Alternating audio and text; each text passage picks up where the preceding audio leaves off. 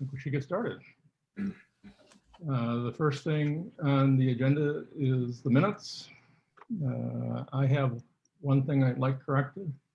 In 6.3 residential construction standards, it says that amendments are requirements, but I believe Chris said they were recommendations, so I'd like that to be changed. Anything else? Move approval. Second. Any discussion? All in favor? I assume it's unanimous. I can't see Chris. I'm sorry, I'm just returning to my office, so I will vote verbally. I am in favor. Very good. Thank you, Chris. Next meeting is April 8th. Next thing is council update. Tanya, you got any updates for us? Sure. A couple things. The first is that the council had its work plan session last Thursday and Friday were the two sessions for that. And one of the things that came out of it as a priority was this work around microgrids for essential services climate resilience. So solar or other renewable power sources that would feed into the grid in good times and could be used for emergency services in a situation where we needed those.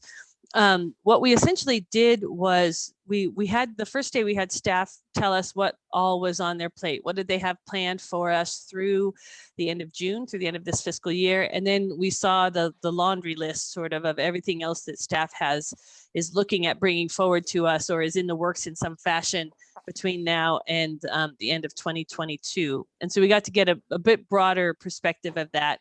We certainly, I certainly did see the electrical master plan on that side. The utility master plan piece that we've been talking about is definitely something that is a priority for the electric department. And then what we did was we identified other things that we wanted to put more emphasis on than what we saw in the staff plans. And one of those things was this resilience, renewable energy resilience work, microgrid work around essential services. And so I signed up to work on that particular issue, as well as a longer range strategic plan process that would start at some point.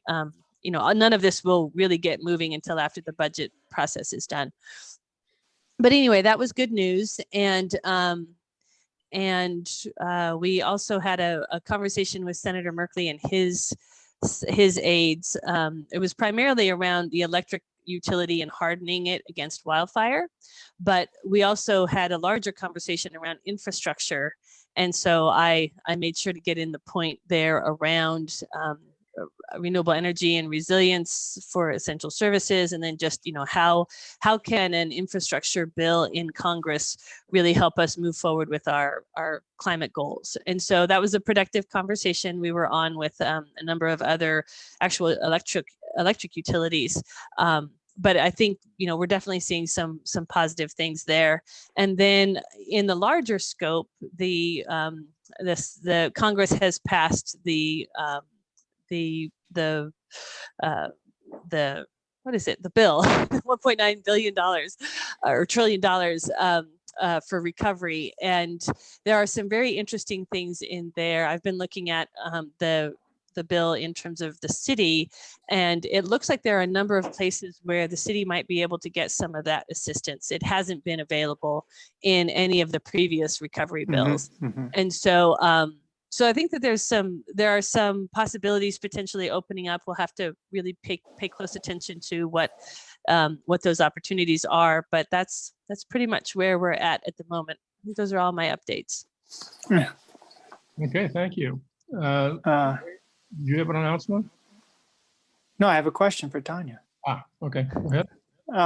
So Tanya, this microgrid resilience with renewable, is that just sort of a concept right now? It is just a concept at this point. Some other communities are doing it. I think Tigard has a project going where they're really looking at, and it's primarily around major earthquake issues where you couldn't get more diesel your diesel fuel supplies might get cut off. And so if it's set up properly, we can be generating renewable energy, just moving our climate goals forward, and then setting it up so that we can actually funnel that down into places like, the hospital, the emergency operations center, the wastewater treatment, the water treatment facility, those sorts of places where running out of diesel will cause a major problem. Okay, I always thought that would be sort of the first opportunity that we could really get the city behind, and at least it's there, so we'll see where it goes. Well, and we do have some, we have site planning for the Hardesty property is going to be happening later this spring. We'll start to see what they've got planned out for that space, which is the wastewater treatment facility. And then, of course, as we move forward with the water treatment facility or that project, we had directed staff to be looking at certification, and renewable energy is part of that. So there are a lot of pieces, I think, that are potentially coming together with some of the projects that staff has out in front of it. And the Emergency Operations Center hasn't been fully moved to the Grove, is my understanding. They've got some of the elements there, but as we finish that process up, that creates another potential place where we can get potentially significant solar in the right places to do multiple jobs. Okay, thanks. Just a quick question, Tanya. Thank you for that. So I think you're working in pairs. Who's the other pair with you on that one? So Mayor Akins is on that one with me. And we haven't discussed exactly how we'll move all of these pieces forward, but we're pretty clear that we can't be calling significantly on staff during the budget process. So I think we're planning to meet again in July, at which point staff will have a better sense of what the immediate next several months will look like. But we're probably start having those conversations once the budget process clears, hopefully in May, but it might drag on till June, depending on what happens with that particular process. That's great. Great. Thank you. Okay. Staff update. Stu? Yes, thank you. Good to see everybody. I have a couple of quick things I'll share, and then I'll let Bridget say a word about the upcoming outreach stuff. I guess first thing is, if you have emailed me, it may take me a while to get back to you. I'm trying to keep on top of it, but there's been a lot recently. So I thank you for your patience. And if there's anything urgent, use the little flag for that. Speaking of things going on, I've been spending a bit of time on trying to update our progress indicators, which we'll talk about later on here, so I will spare you for the moment. But a lot of that will be useful for the annual staff report. It looks like I'm going to be going to council with that probably in early April, but maybe in later April. I need to get back to Elizabeth about that, but it will be soon. See, one thing, there's been some discussion between the climate commissions and some of the partner groups about forming some sort of collaborative information sharing organism. That's still under discussion, but I wanted to share in case anyone's interested. There's also, I had some chats with Tanya about potentially forging together some outreach that is across different commissions. So we might be able to unify some of the messaging, share some resources. That's also a still emerging topic. There hopefully will be 4 new vehicle chargers turned on soon between the police department and the Grove. They're in place, and I have to finish configuring them someday when I can get to town. And so that'll bring our current total up to 16, I think, public vehicle chargers that we'll have. So that's great. The EV and e-bike incentive programs are going along very well. Also, one other quick, I guess, policy thing to just check in on, HB 2398. Tanya and I have been part of a group of cities that's been working on that for a while now, and it's getting into its final stages. It's basically a reach code upgrade bill It would require the REACH code, which is the higher performance building code, to be 10% better than base code. And more importantly, it would allow jurisdictions to adopt the REACH code as their baseline code. So if that passes, it would give willing communities a really good tool to raise the building standard using a state-approved pathway. So that would be very cool if it happens. Also, gosh, I think it was Gary sent me. The state of Oregon is making a new adaptation framework across its agencies, and it might be a topic of interest to you folks. I can send around the web link after the fact. And then last thing I would say, trying to keep my eye on some future incentive programs. I think we have a small electric engine pilot program coming later this summer. Also hoping we can do an induction cooktop incentive at some point. And then lastly, hoping we can do a revision of our new construction incentives to help decarbonize that a little bit. So I will stop there and let Bridget just say a quick word about the upcoming outreach. Thank you very much. Hi everyone, just a short update. I just wanted to remind everyone that we're having wildfires and climate change event next Thursday from 1 to 2. If you're able to spread the word on that if you haven't already. And that'll be with fire adapted communities. But that's all I have. So thank you. Okay. Question, Tanya? Actually, I realized I forgot to add one thing, and that is that when Recology came to our last council meeting, they were talking about other issues around when they'll be coming forward with their rate study. But one of the things that staff brought to us at that point was that they're talking with Recology about the possibility of electrifying the Recology fleet over time and what that might look like. And so they came to council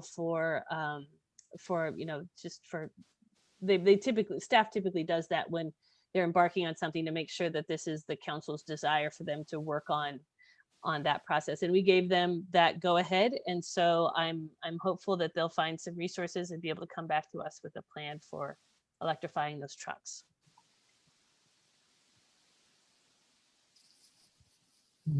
Okay. Are there any other announcements from the commissioners? Jeff?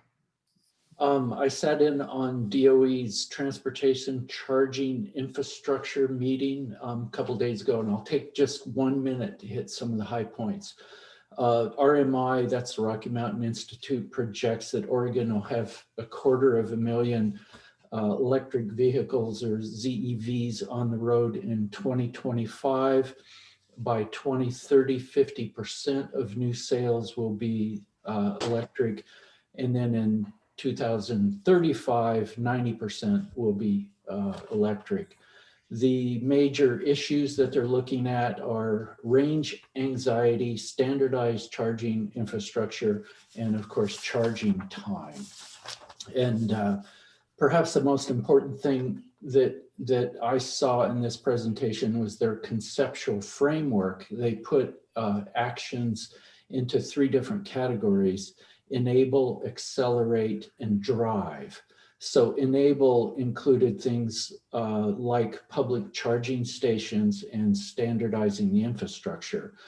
The accelerate category included incentives and changes in building codes. And then finally, driving change that is more hardcore regulatory, things like mandating parking spaces be EV ready and taxing hydrocarbons. So anyway, I thought that framework that they had, enable, accelerate, and drive, was something that we should keep in mind.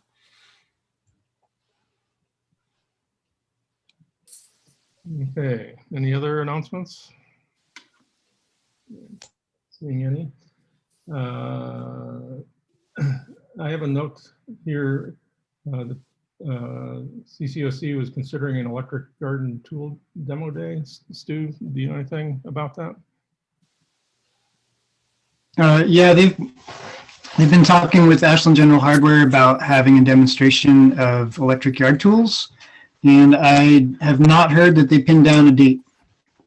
But I did hear that they're talking about it. And there may be an opportunity for us to align that with the new small electric engine incentive that's coming, but that pilot program won't be ready until mid-year. So they may end up doing the demonstration day before that. I'm just not sure. But if I hear anything definitive from the other commission, I will ask them to share it with you. Thank you.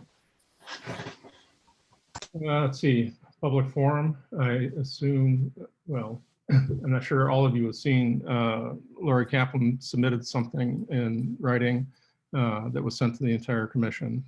So I just want to note that that happened. And so if there are no comments about that, I'd like to turn to old business. And the first thing is I believe, Chris, you volunteered to take the action items for this meeting. That's correct. And is there somebody that wants to volunteer for next month?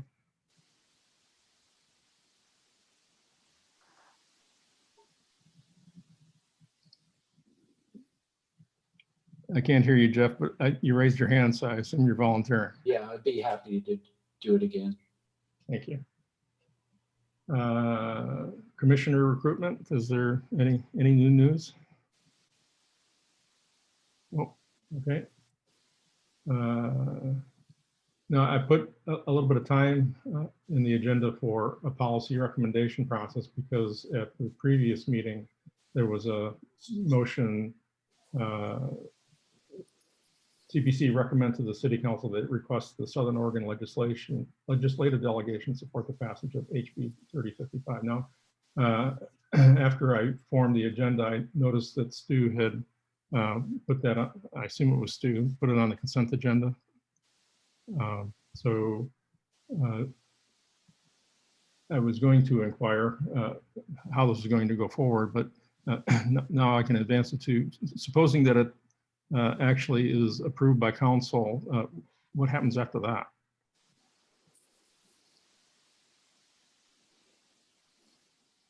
Stu, Yeah, generally when we've taken action like this before, what will happen is we'll ask staff to draft a letter to that effect, whatever, you know, we're supporting whatever the legislation is, and then the staff will send it out. We have good connections with our state legislators, so it's not a difficult, it won't be hard to get that information across to them. But we usually make sure at the council that we've designated how that message gets transferred. So great, thank you. Mm-hmm. So I think we move on to formal planning. Ray? Okay, since we last met, there was a storm drain master plan review on 3/1, a study session. And Tanya, I saw you. I wasn't able to attend, but I watched the video. So there was some exchange there. I did send out a note to the other commissioners and reviewing what Scott had put in there, and it looked like a pretty good capturing a lot of the Seep goals in the plan. And I know feedback from a lot of citizens too. They're concerned about capturing some of the rainwater, and Scott had that in there too. But just to note that you can only do so much of that because of water rights. You have to be careful how much goes into the stream. The only concern I still have there is they're using a 1973 study for rainfall estimates. That's a NOAA reference that they're using. So I don't know if they're going to stick with that or not. I know, Tanya, you mentioned something about there could be other easier to get data. So I'll have to follow up with Scott and what he's going to do on that.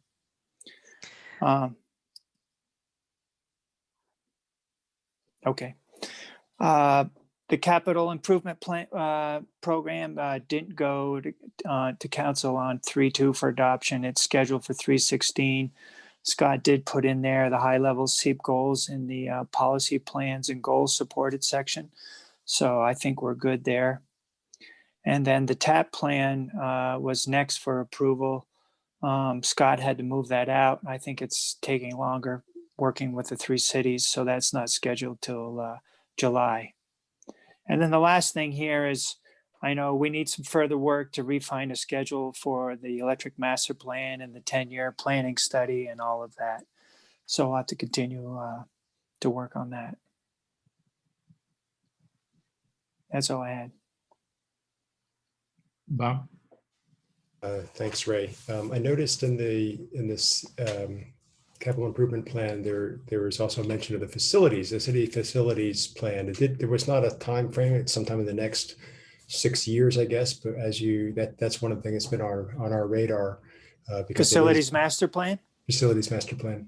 Yeah, I didn't have any date for when that's going to No. be renewed. It's from 2008 right now. I know, but at least it's on the next, they said 6-year horizon. So Okay. hopefully that'll be earlier rather than later, but I don't know.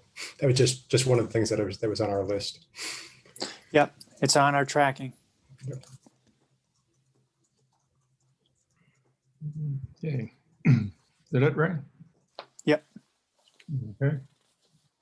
Let's move on to the residential construction standards. Chris? Yes, so we made progress on the drafting and the verbiage there for the solar access, and no further progress has been made currently on adapting construction codes beyond that at this point.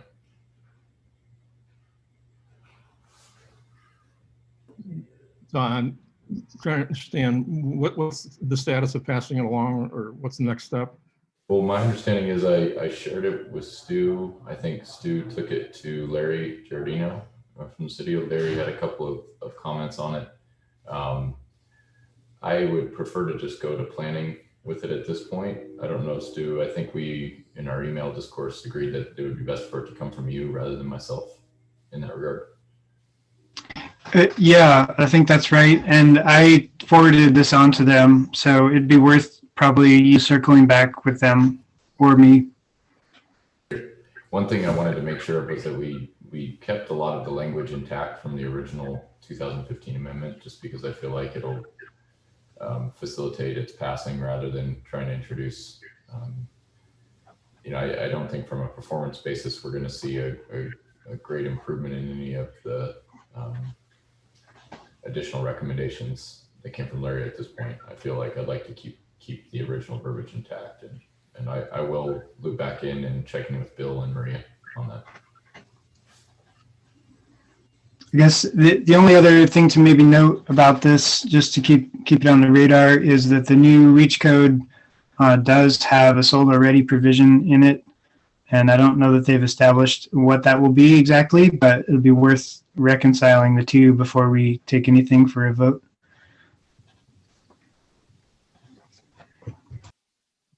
Understood. Okay. There's no further questions about that. We can move on.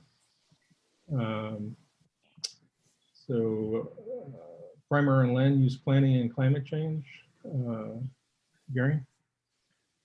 I pulled this together in an effort to kind of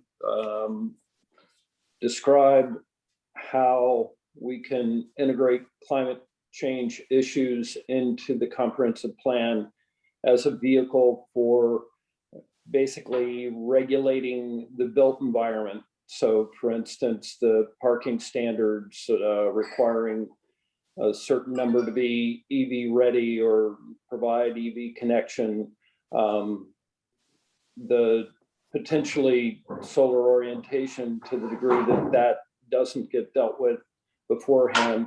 All of those issues are clearly a part of our task in a sense, and the vehicle for effectuating them in the city's regulatory environment is the comprehensive plan and the development codes. The paper that I provided just simply documents and provides other background information on that topic. That's really all there is to it. If there are questions, I'd be happy to answer them. I got a question. Ray? Yeah, Gary, so do you think that's the only way that it could be an enforceable action, is to put them in the comprehensive plan? Well, certainly the council. What are the has- other options? The city council has a full range of authority to do health, safety, and welfare things, right? So it's conceivable that that could be another avenue. Certainly outside of the built environment, there are any number of city ordinance capabilities or code amendments.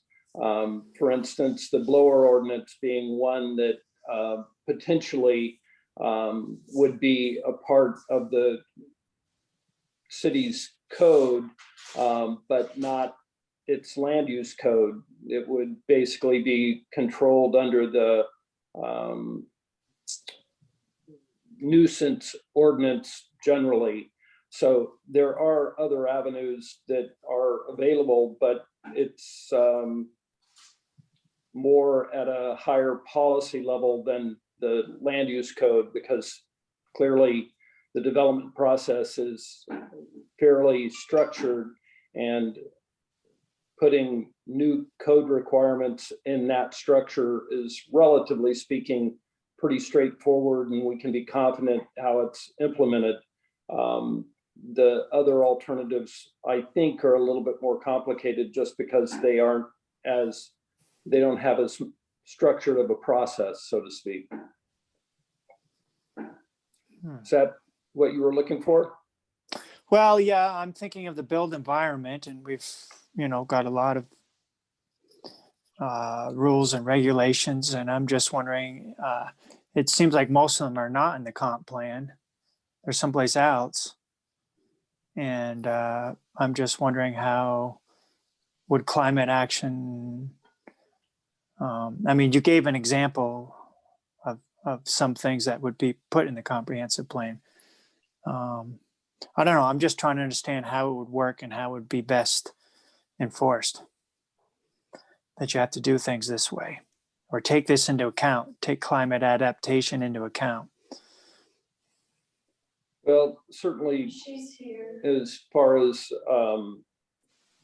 greenhouse gas emissions, that as a topic isn't controlled by or can't be regulated under the land use code, but ancillary issues, insulation potentially under the building code, orientation under the development code. Again, there are a variety of options, but the land use code is one that we can be fairly confident every new development will go through, and so we can ensure some consistency of outcome.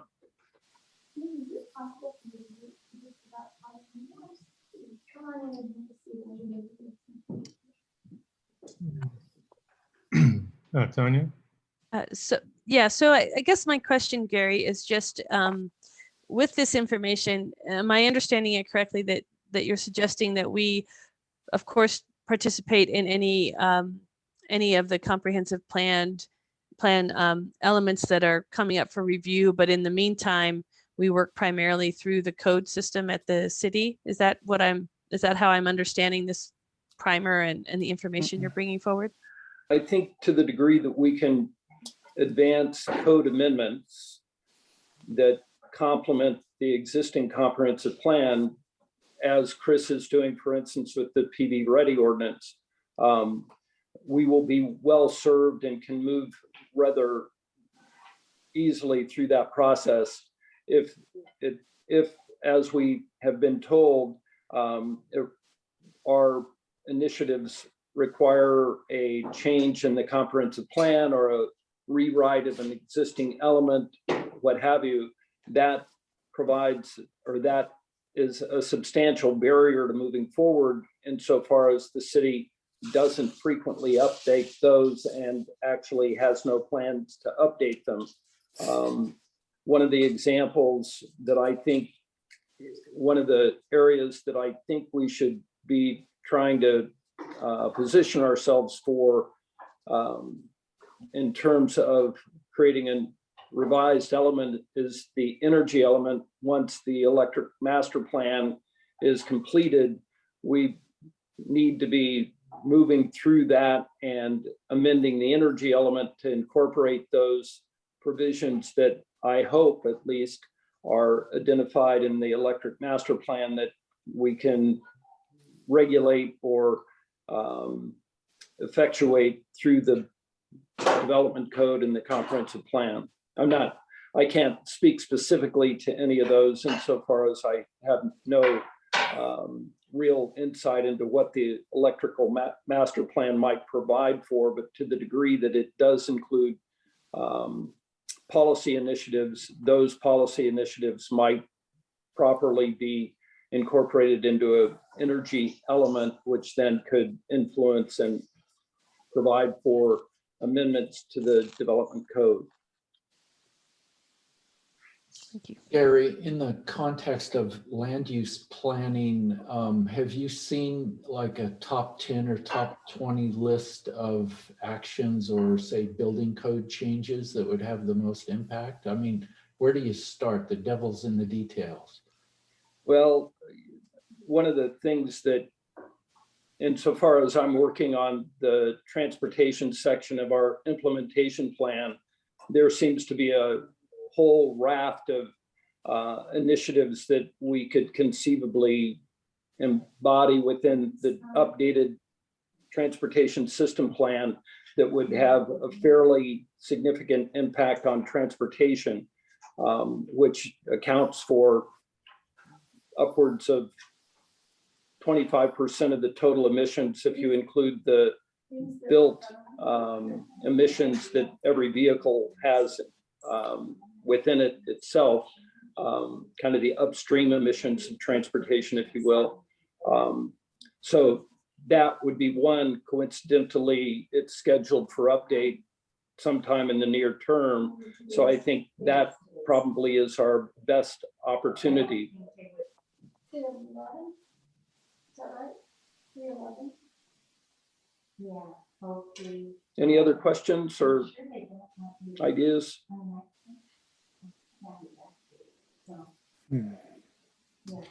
Yeah, thanks for putting this together, Gary. It's complicated stuff and understanding how it all fits together. So looking at all these different goals, there's the public facilities and services. Is that a place that's maybe also amenable to more expeditious changes, because that's the city itself, rather than something that regulates the broader community? So is that another place to start? I think from, like we, through our short history, right, as the Climate Policy Committee, I think we've been pretty effective in terms of influencing and seeing the integration of the Seep into those master plans. And truthfully, that seems to be a pretty effective vehicle for us to achieve those kinds of changes. I'm not sure that the public facilities plan and the comp plan, or the public facilities element and the comp plan, necessarily has that much relevance to the larger private development activities. Okay, thanks. That's helpful. And are there elements or goals, maybe urbanization, something? I'm looking for something that would actually place climate work, climate action, climate resilience, a climate element with affordability. Is there something that shows, is there something that could be worked in that where they're both going in the same direction? Because so many times there's a sense that climate work will increase costs, but that's not always the case. We know that's certainly not always the case. So I wonder if there's if you could give us some reflections on where the comprehensive plan might have those two things going in the same direction. I would say that the integration of Seep into the housing element is a prime opportunity to ensure that nexus is articulated and reflected in policy. Chris is working on an update to the, I guess, the housing needs analysis, which really doesn't adopt or doesn't update the policy context of the housing element, which is really what you're talking about. But that is an area where we can make sure that those issues are considered. In fact, I was pleased by the identification in the housing needs analysis of the city's overall need for a substantial number of subsidized housing. And clearly that's an activity where those two, the cost, the affordability, and the location all come together, and again could potentially give the unhoused or the ill-housed an opportunity to kind of manage better many of the elements that influence household expenditures, whether they're cited, for instance, citing them where there's public transit available would be a like issue in terms of controlling some of those expenditures.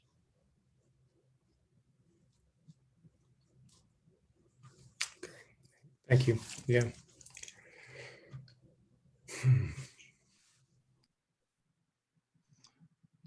Well, thanks. Okay, thanks for doing that, Gary. Yeah. I'm still trying to digest how this all works. We'll figure it out as we go along, and I hope take advantage of any opportunity that we have to advance climate as part of any of the multitude of opportunities that we have, whether it's development code, whether it's city code, whether it's comp plan. We'll just have to move through them when the opportunity arrives. Very good. Okay, well, if there's nothing else on that one, we could move on to natural gas emissions reductions policy recommendation. Jeff, I think you were going to lead this, is that right? Yeah, that's fine. Ray and I can probably do a tag team, huh, Ray? Okay. But basically, when we're working on the electrical utility, it became pretty obvious that the energy utility in Ashland is both electricity and natural gas. And in order to really drive policy on climate change, we needed policies in both areas, on natural gas and electricity.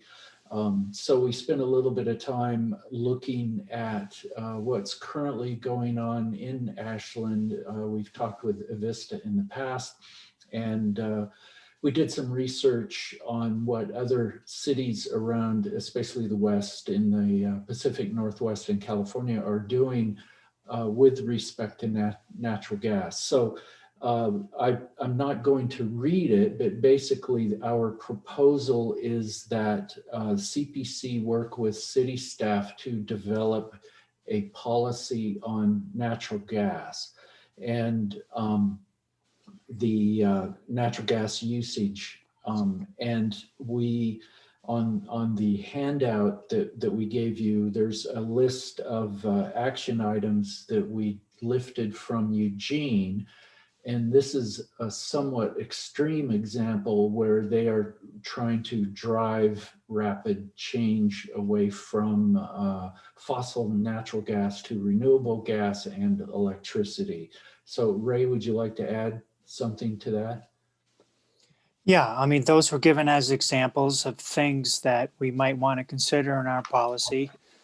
But I think the question is, I think we, in order to meet the Seep goals and strategies, we need to have a policy. And the question is, does the CPC feel that that's something that we should put on our work plate now to work on? And if not now, when?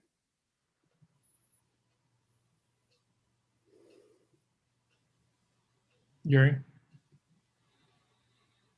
Can't hear you. I'm curious how this policy is integrated or not integrated into the implementation plan that is the next agenda item. Are they dovetailed? Are we talking about the same issues, or is there? Yes. I think the policy then leads into implementation. For an example might be no new natural gas hookups on new construction, for example. That would be an example of that many cities are starting to do. Those cities are in California, right? Exclusively? Are there any in Oregon? I'm not sure. I mean, it's certainly on what Eugene, the city of Eugene, is trying to do. But Yeah, we listed Eugene actions. Right, but I'm trying to get a better understanding of where we might be going with this, and I think Eugene was focused on their franchise agreement. Isn't that the point of negotiation for them? Yes. Yeah. But again, that's more the implementation of developing the policy. The question right now, I think, is should we be working on a policy? Because if we don't have a policy, okay, go ahead, Stu. I think Bob was first. Oh, go Okay. ahead, Stu. That's fine. Well, I think it's good always to revisit like what are our priorities when it comes to reducing emissions. But personally, I feel like the Seep has been adopted by council. It says specifically in there, reduce fossil. So in some ways, I don't feel like we need to make a policy statement, but we clearly don't all feel the same way about it or have certainty about priorities. So maybe it's worth revisiting. I guess that's all I wanted to say. So an example of taking the policy down one level would be that we're going to eliminate fossil gas in Ashland by, say, 2030 or 2035. And if that were the policy, then the actions, the implementation plan, we would have to drive it in that direction.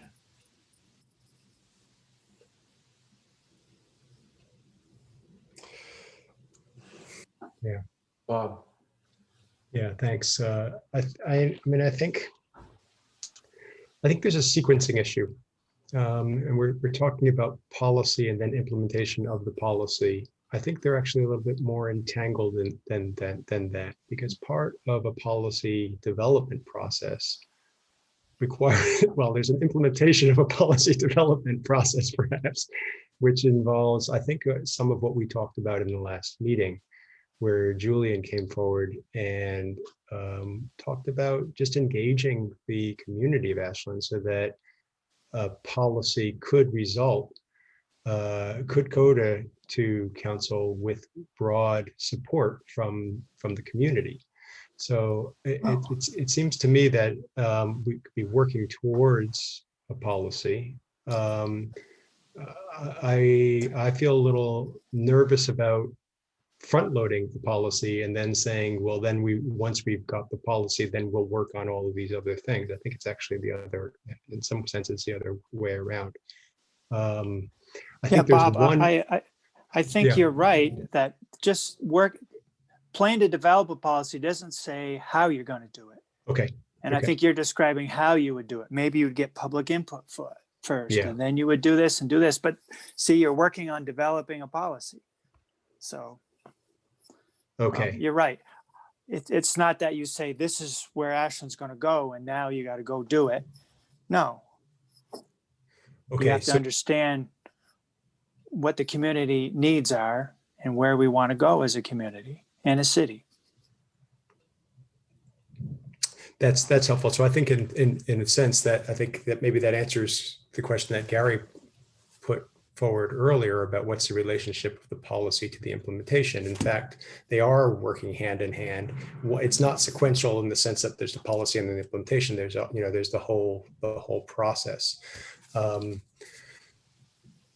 because I think it's, yeah, I mean, I think there are a lot of things that we can do before we have, before we put up, or before anyone puts, the staff puts before the council an actual policy that has some of the things that Eugene is seems to be suggesting.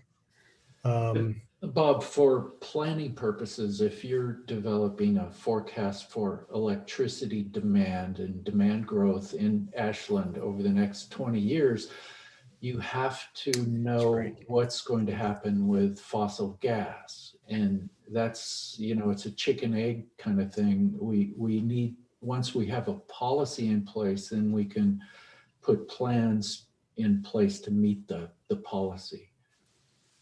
That's an excellent point. Gary. I fully understand, Jeff, what you're saying, but I'm a little cool to the idea of advancing a policy where we, at least at this juncture, I'm not aware of how we might actually actualize that policy. For instance, coming back to your example of prohibiting new natural gas connections for new construction, I'm at a loss as to how we would implement that policy. I don't know any regulatory authority that the city has to prohibit that new connection. And I'm hoping that the implementation plan can assess how that might happen and evaluate the practicality or the legal authority that we might have for pursuing that kind of a policy. It's again, really that chicken and egg sort of a thing, but at this juncture, I'm feeling like I don't have the knowledge to understand how we get from where we're at today to the outcomes that are described in that policy. And I want to know how we can get there and under what legal authority allows us to do so. Yeah, Gary, that's a good example where I think in the development of the policy, we need to understand that, and that's a great example. Another one is Eugene decided that they would allow gas hookups for cooking because of the public relations issue. People don't want to give up gas for cooking, but they're willing to transition heating and hot water to electricity. So, you know, it's a complicated subject, but yeah, there's the regulatory, the legal, the what the public is willing to accept and how fast. And the other element there is, you know, public relations or public information, right? That's the other kind of fourth leg of the stool in terms of formulating public policy that can actually be implemented. So I think, for me at least, I want to see how this policy looks in the context of an implementation plan so that we can see how the pieces fit together at a technical level as contrasted to a conceptual level, which the policy is really and that's where the policy is. I don't disagree with any of the outcomes that are described there. You know, if we can figure out an implementation plan, how to do those things, then they need to be on our list of things to do and do quickly. But to the degree that we don't have any authority to do some of those things, then we're going to have to hope that the PUC, in their wisdom, steps in to shift the dynamics statewide. Ray? Gary, I think we're getting lost in the implementation here.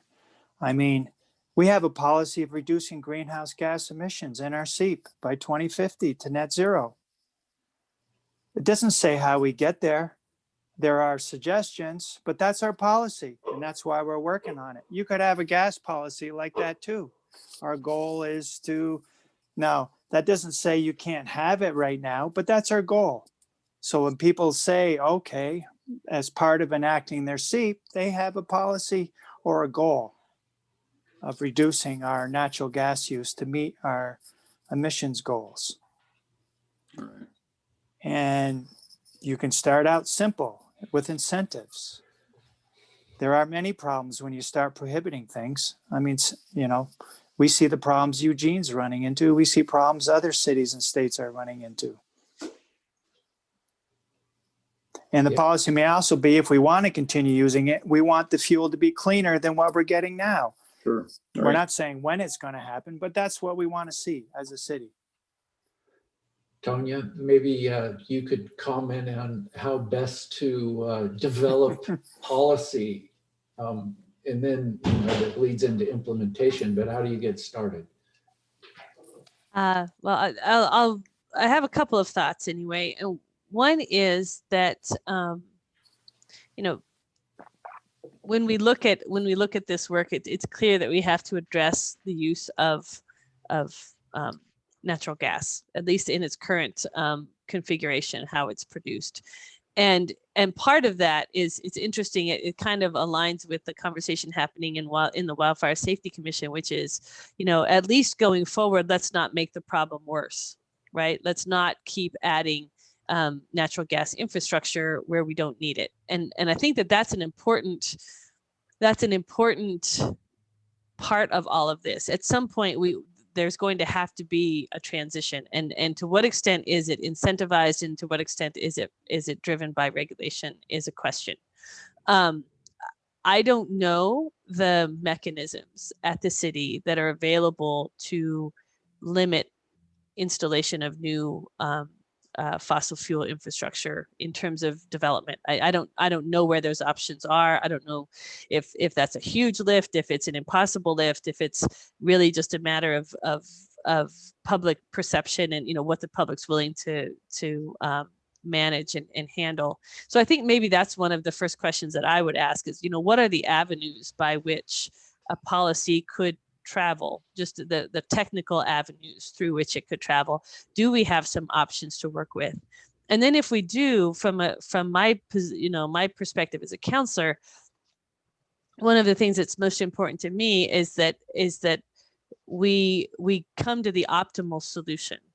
So if a policy is going to come forward, I want it to have really looked at what is the impact on the people in this community, on the business community. Are they, have they been brought into that conversation so that what is coming to the council is sort of the optimal solution that this community can figure out for it? Whatever is those elements that we say, okay, you can still install this, but not that, or whatever those pieces are, I want to know that conversation has happened, and that people who are going to be very directly affected by that policy have had a chance to be heard, and that they've been listened to and seriously considered, whatever those issues are going to be for them. And I think if that were happening alongside of the work to make sure people understand why it's important to move off of this, and along with incentive programs, and it becomes kind of part of that bigger package, I think it's fine, but it'll take some time to get to a policy that would be, that would be able to kind of move through the council without significant opposition, because that's what you don't want. What you don't want is the week that your policy gets on our agenda to have our emails light up with significant opposition from multiple places in the community. And I think the way you get around that is by engaging those folks in the development of the policy. So I guess that's a long way of just saying, I think we need to know if there's a pathway, and if there is, it's something we should figure out how to work with on both the incentive side and potentially on the regulatory side. So what we were moving toward today was to get, to make a motion or get a consensus in the group that we would develop policy with city staff. So my question is, do we need to do more homework before we are comfortable, reaching a consensus on that? Well, I'd like to interject a little bit here. I think the essence of the debate here is whether there ought to be a really sweeping policy statement that doesn't know exactly how it's going to be implemented, but it helps people to start lining up. And do we want to do that or not? And there's two points I'd like to bring up that are along those lines. One is the laws and the regulations are not static, and they're particularly not static in this area. And so if we were to decide that, yes, this is our policy, that fossil gas is not going to be happening in Ashland, we don't know exactly when or exactly how. It would also mean that when there's conversations with people like Pam Marsh, who is our representative, that we could say, this is where we want to go, and here are the blocks that we are seeing because we don't have the authority to do this, and start those kinds of conversations. Another example is the pool. So far, the pool design has gone forward pretty much not thinking too hard about the use of natural gas or electricity or whatever. They are still working on that, and I appreciate that. But if this sort of policy was in place, to me, right from the very beginning, they would have said, oh, we have this policy. I don't know whether they would have decided to not even consider natural gas. But certainly they would consider things like, well, putting an outdoor pool that's going to be used year-round in this climate is going to radiate a tremendous amount of energy. Maybe we should think about insulating it properly, which just basically means enclosing it.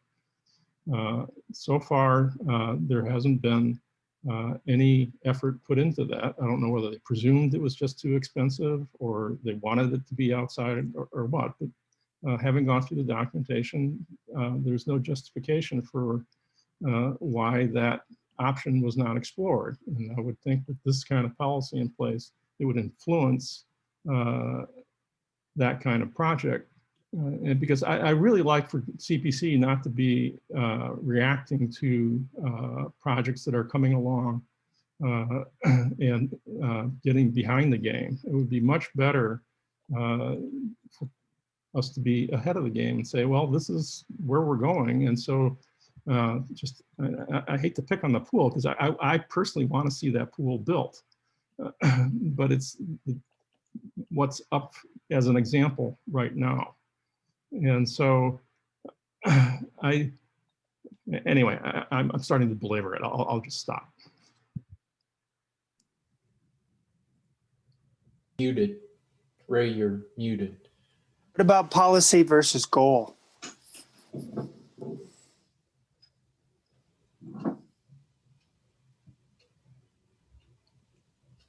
Can you elaborate on that a little? Well, if we have a goal of eliminating fossil fuel, or at least reducing the emissions of fossil fuel, whether it's eliminating or getting a cleaner fuel, that's our goal. That seems softer than a policy, but it's still a statement in where the city might want to go. Go ahead, Bob. Yeah, no, I think you're right, Ray. I think that's what we have already in the Seep. The Seep does say, we're getting, so that we've already got, and I think that's what we need. And I think that may go some way towards answering what Jeff said earlier about in terms of planning, the electric utility, taking that goal in mind, and there's a time frame for it. you know, that does need to be, the electric utility needs to plan with that in mind. I'm wondering, and I thought, Ray, I don't think you were blathering on at all. I thought that was very helpful. I wonder if there's something that, I mean, I think it's the community engagement that is really, in some sense, a priority, a huge priority, in order to really develop a groundswell for this sort of thing. I think there's not that yet. So that makes it hard. And I just, heard what Tanya said about lighting up the switchboards, when anything comes to the city council. I wonder if there's something, I think we need to be going in that sort of direction with community engagement, but I wonder if there's a policy that could be taken, a smaller policy that could happen. We often talk about this, as the Seep talks about the city itself being an example. One thing that the city could decide to do is simply to prohibit procurement of gas equipment for the city, just for the city's facilities. So if something needs replacing in one of the city-owned properties, and that's currently on gas, that's when you got to replace it. It's not saying you got to retire it early, but that when you have to replace something, you replace it with something that's not fossil fuel. If you're building or rebuilding a new large facility that consumes a lot of natural gas, you would actually build that with electricity. So it kind of gets you a little bit to where you want to go, Ray, without a policy that, covers the whole community, which is where most of the emissions, admittedly take place. But it's a first step, and it's a signal, and it's the city leading the way by example. Well, and it seems like it's easier to do too, because the city has the authority to do that. City can regulate its own procurement. maybe this question should be in one of our next, that Ashland Climate is working on, in terms of going out to the community and getting surveying.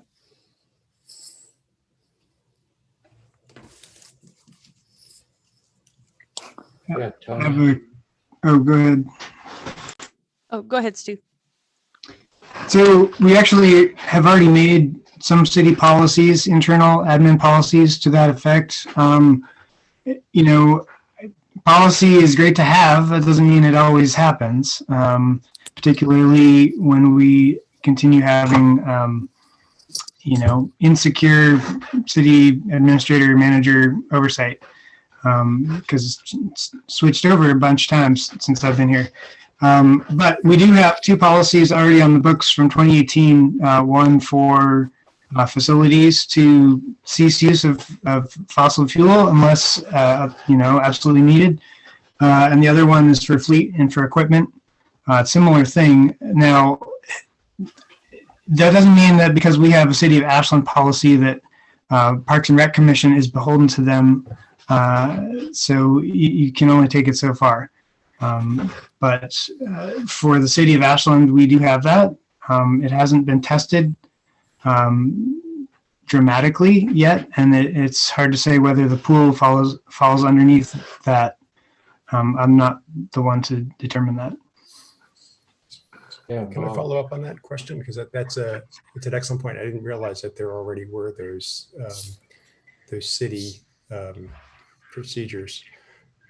Procurement, I mean, I would think that the Park Commission does. It's the Parks Department. It's part of the city. Procurement is done by the city. So if we're actually regulating procurement, it seems like it would cover the Parks Department as well. But maybe we need a legal opinion on that. Well, I don't know what a legal opinion, but I asked Adam that exact question, and his statement that Stu wants to confirm or deny what I'm saying here, because he was part of that conversation, is that the Parks Department is largely independent, and something like choosing which energy source you're going to use is up to them. The city can constrain the parks from putting out a bomb, something that affects the city's credit rating. But in that conversation, that's largely where the authority of the city over the Parks and Recs ends, because of our separately elected board. That's my understanding also.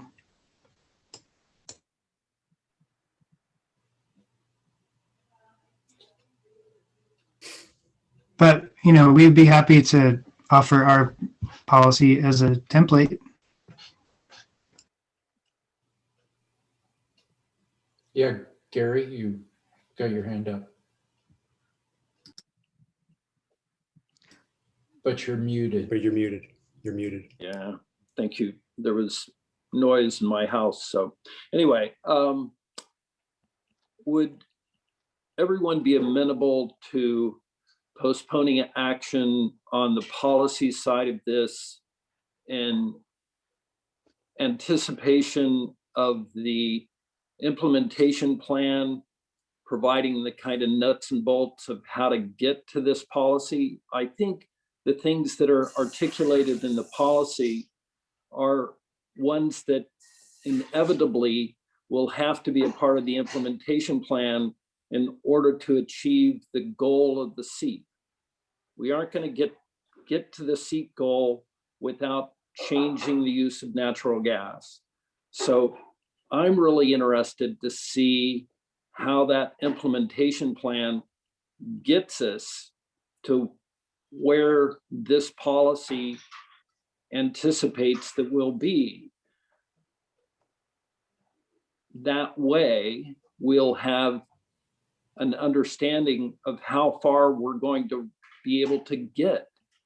And it will presumably, and I'm not the author of the implementation plan, so I can't say what the nuts and bolts of what it will contain, but I'm hopeful that that will actually describe the tools that we have available to influence the outcomes between now and 2025 and 2035. If there's a need for legislation, then I'm hopeful that that implementation plan identifies that authorization or legislation that's needed to get us where we need to be. There's just a lot of obstacles between where we're at now and the vision that the policy articulates. And I guess I want to figure out, or would like the committee to have the understanding of how that will actually occur. And so the implementation plan will help inform me and the committee as to how far we can get to actually eliminating natural gas in the city and what levers we need to start with. I think we've talked about the importance of public outreach and information as an initial step in that process. And presumably that's something that we do between now and 2025, and between 25 and 30, maybe we can figure out how to stop the extension of natural gas to new construction, for instance. But again, I really would like to see that progressive implementation described in something more than just a kind of a conceptual policy, which again, I don't disagree with in any way, shape, or form. I just need to know how we're going to get there.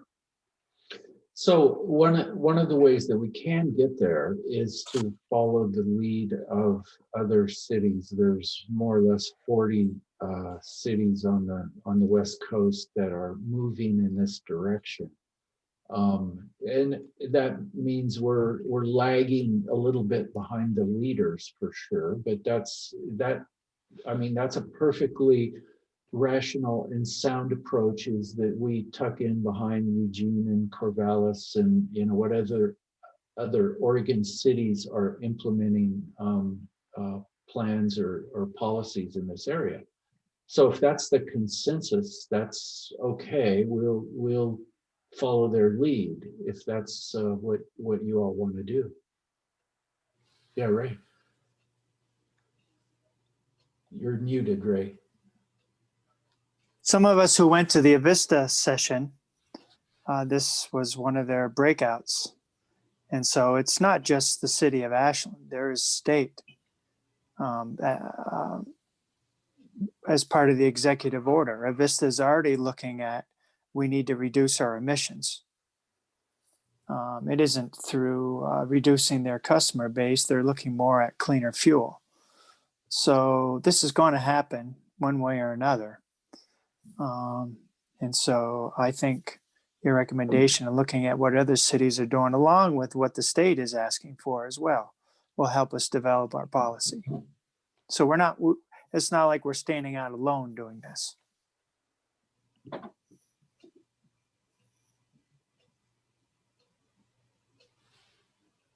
Yeah, Chris. I think it's important as well to, while investigating policy, to also look at existing infrastructure here, specifically in terms of the electrical grid in Ashland. I have heard differing statements and input on the ability of the grid here to handle large scale solar, essentially support for solar generation backfeeding into the grid and then redistribution. And I think before we kind of head out on this path, we need to make sure that the goals of the Electrify Ashland movement are stable ones, and that infrastructure is also able to support our shift in demand from alternative fuel sources. Yes, and as we said earlier, you can't de-link the different sources of energy that we use here in Ashland. So,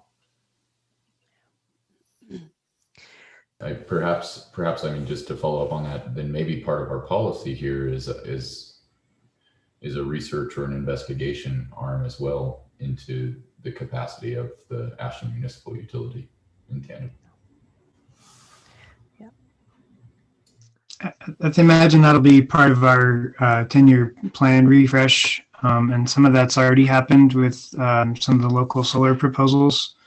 And no need to take it too far here, but I think part of the reason we see backfeeding problems in Ashland is because we're so small.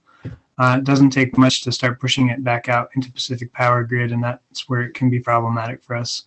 But I'll just leave it at there.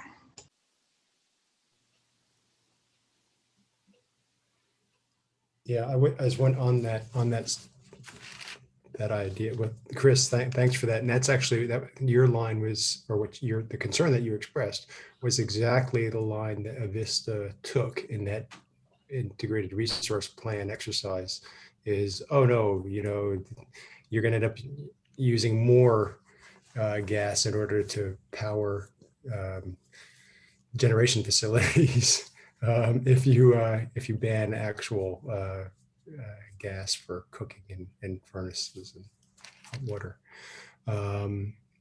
On the question though of the electric utility plan, is this something that could be front loaded, that sort of assessment of the capacity of the utility? That seems like it's the first thing you need to get, so that wouldn't have to wait to have the whole, because we talked last month about a longish time frame for finishing the master plan. Is this something that is, relatively short-term analysis that could be done? yes, that 10-year study of the facilities and the capacity is kind of the kickoff of the master planning exercise. So the kickoff means, is that something that can be done in is it 3 months or 6 months, or is it even? Well, we haven't, maybe Stu can comment on that. We haven't talked to Tom McCart lately. That would be done by a consultant, and that typically takes 3 months. Okay. Yeah, I can't speak for Tom and how he's got it planned out. I know that a lot of things are on hold because of the budget though. So I imagine it'll be at least until then when we can get a firm date, but I can ask him.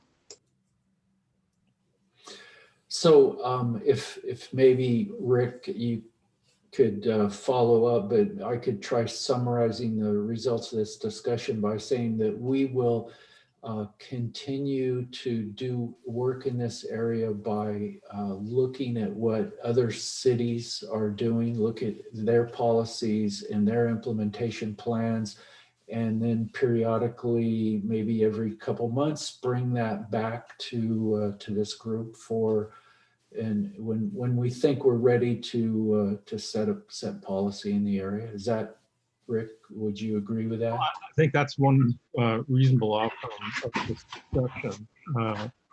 I wasn't anticipating that we were going to come to a crisp conclusion, because it feels like even if we were to develop a majority one way or the other, I'd much rather be seeking consensus, particularly on these types of things at this stage in CPC's history.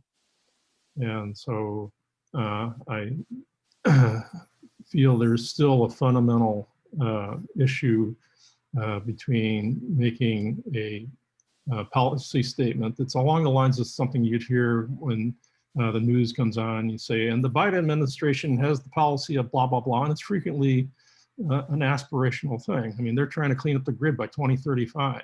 Okay, fine. They have no idea how they're going to do that. They got a lot of smart people working on it, but they don't actually know that all the levers are in place to make it happen. And so I feel like we haven't reached consensus on whether we're going to make those sorts of policy statements. And maybe it's just a confusion of terminology here.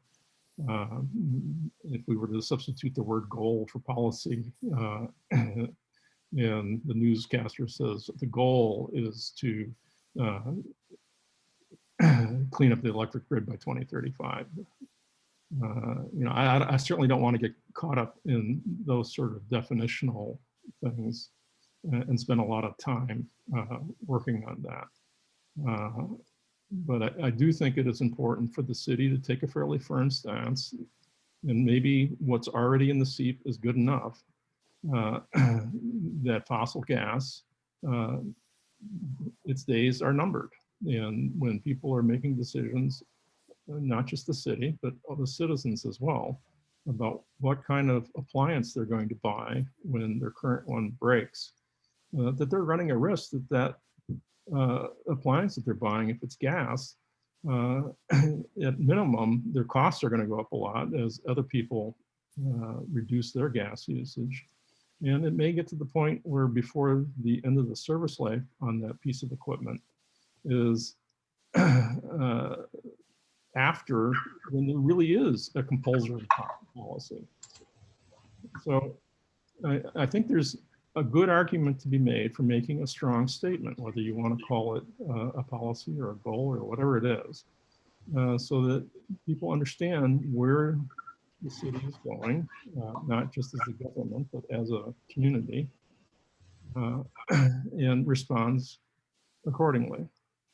So anyway, I don't think that we have resolved that tension tonight, but we've started the discussion.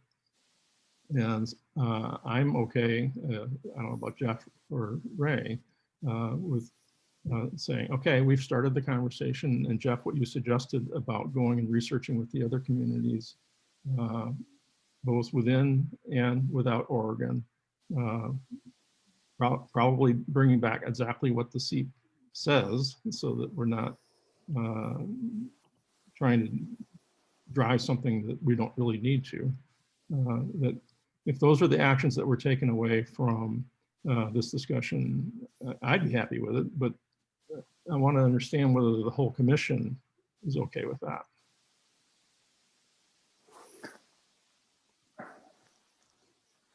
The only thing that I would add to it is I do think it's important for us to find out what potential actual policy pathways are available to us in Ashland.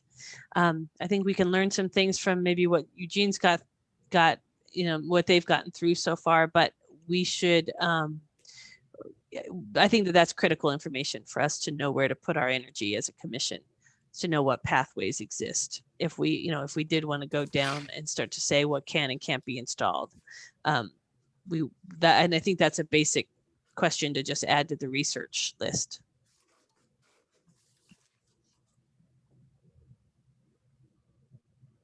Yeah. Okay, so I think I got 4 things then. Jeff mentioned the additional cities, which will help maybe see what pathways they have, and then looking at what pathways Ashland would have.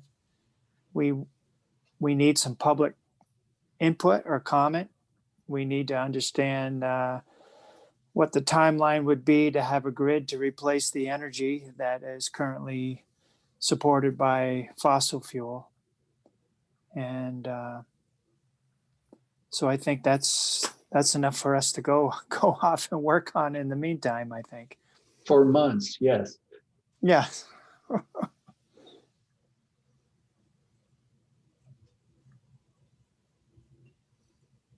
Yeah, Gary, you're. Yeah. So is Julian responsible for the implementation plan for natural gas? Or is there? There was, Julian put forward a draft that was largely about outreach. And at the last meeting, we decided that he and Bob and Tanya were going to go back and take another look at that. It was, we didn't end up with a written document, but that is the next topic of discussion, which I'm anticipating that either Bob or Tanya are going to lead. Great. Okay, so Stu? Yeah, just a quick note on implementation, and that's that, I think it's great to have a policy goal. It's good to have something to shoot for. But in the meantime, we have a couple of different programs that we can keep building up that will make progress. I think, the energy retrofit was the first one that we worked on. And there's probably at least 6 other ones I can think of that are in varying stages of being ready to go that will help decarbonize Ashland. I don't think we can say with certainty how effective they will be, but I imagine we could deploy them all and still feel like we had more to do. So whenever we're ready to start looking at these individual projects, like just one, for example, would be a home energy score program. That's like a ready to go program, requires a little bit of political will, doesn't require a lot of financing, will have actual results. Is it a cure-all? No. But we have a couple of things like that in the hopper that we can start working on when we want to make capacity for that. Right, and actually I think that's a segue into the next topic. Yeah. So unless somebody is objecting to what I feel like the consensus is for our next step, even if we are not in consensus about the original thing that was brought forward, then I'd like to move on. And so I'm afraid I've spaced whoever's writing the action items. Do they feel like they've recorded a reasonable action? Let me summarize very quickly here. So I have this under the fossil gas implementation plan. Policy to be further researched in parallel with cities and communities that have endorsed similar policy and implementation strategies. Determination of potential policy pathways for Ashland. Public input and comment, and then timeline for grid to replace energy delta provided by fossil fuel. Yeah, I think that captures the essence of it. So with that, I'd like to just move on to the next topic, because this is Natural Gas Day. And I don't know, Julian isn't here. I had hoped he was going to be here by 5, but that obviously hasn't worked out. So Bob or Tanya, are you prepared to start a discussion about the implementation, what we do about natural gas? Well, I guess I could start. Tanya, you can fill in. So I think actually this discussion we just had was super useful in showing what should be on an implementation, a path, a guide path, a glide path for what we're trying to do. And some of what I think actually what Chris said, talked about it, he had this down as an under implementation plan. I think because it is kind of all together. It's not, even though we were talking about policy, what Chris just summarized, I think, is a big part of what the implementation plan should be. It's engaged, it's community engagement. It's doing some research on what the pathways are. It's doing some research on what is the actual, who are the consumers of fossil gas right now? Who are the big ones? Who are the smaller ones? You know, what is the actual impact of all this? What of the big ones like SOU and Asante Hospital? What are they already doing? This is not the first time they will have had this conversation either. SOU just a few years ago went through the process of considering what they should do with their boilers, and they took a decision. So in that context, understanding a bit more about how they see the near future with the same sort of longer term goal, gathering all of that, and then really trying to put together a community effort to take the decisions that need to be done. I think one of the things that you mentioned, Rick, we have to figure out how to dovetail in there, which is to avoid, at the time when gas equipment ends its useful life, if you can say it that way, we have to find a way for people to take the decision not to replace it with a new, even more efficient a piece of gas equipment. That's the point, to actually take a decision to go ahead and make the switch. That's an individual decision. It can be helped by incentives. It can help by regulation. We don't know what the tools are, but even in the meantime, there has to be a level of awareness and buy-in from people, that people say, oh no, I may not be ready to retire my gas furnace when it's still got another 10 years or 15 years of useful life. But as it's getting to, as it needs to be replaced, I'm going to replace it with a more efficient electric heat pump, even though there's going to be an extra cost in making that switch. So I think we need to find a way to develop an implementation plan that kind of marches in those different lines and then dovetails with I wouldn't say they're easy wins or even low-hanging fruit, but avoiding, embedding emissions for another 20 years as people take those decisions.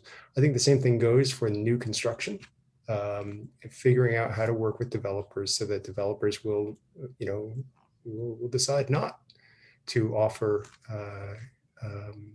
gas fireplaces and gas furnaces and gas cook stoves in these new developments that they're building. And I think all of this has to be done with an equity lens. Otherwise, it's kind of just a non-starter. It can't be another one of those things that people say it's just too expensive. It's going to raise the price of living in Ashland. So I think Julian had a really interesting idea in the last meeting where he talked about offsets, an offset program. Turns out Missoula has an offset program that they just put into place a few months ago, 3 months ago, and they're taking the lead from the offset that they were able to provide in order to put in heat pumps instead of electric resistance heaters for low-income housing. I mean, it's terrific, right? Because you know exactly how much that it really is a reduction in emissions. And if you could actually take that out to replacing gas equipment with high efficiency electric equipment, it's something that people can be very certain of. And you've got a local market, people that want to offset their emissions because they're not yet ready to swap out their furnace, or because they're taking airplanes and doing all those things. So that's a funding source that I think can be developed. It's a whole nother line. I'm starting to ramble, so maybe I'll let Tanya rescue me here. No, it's a complex question, because not only does it have all these different elements that are regulatory or incentives and public education and all of that, but it's also, we have two different commissions that handle tactically two different elements of this work. And so I saw the Missoula Footprint Fund, or whatever that, I think that's something that, is that what it's called, the Footprint Fund? And I think there's real potential. I did talk with our finance director, and the city is able to put that in place as a city. We could do something along those lines. But when I think about all of the natural gas infrastructure, what really comes back to me is that this is infrastructure, and any decision that's made about infrastructure really is embedding that, whatever that fuel source is. So if my furnace is going to go out this year and I don't switch, then I really am locking in those emissions. And I don't want to wait for 2 or 3 more years, because we're looking for a particular policy or something like that, because people are switching. They're coming up to the end of those useful life questions right now. And so what can we put in place, maybe working with the CCOC, to really push that public education piece now that we have the new website. And we do have some incentive programs, and we're going to be trying to shore those up in this budget process. What could be done as part of the laying of the groundwork of potentially at some point an actual policy? But how do we start it out the gates with really trying to intersect people when they're making those decisions right now?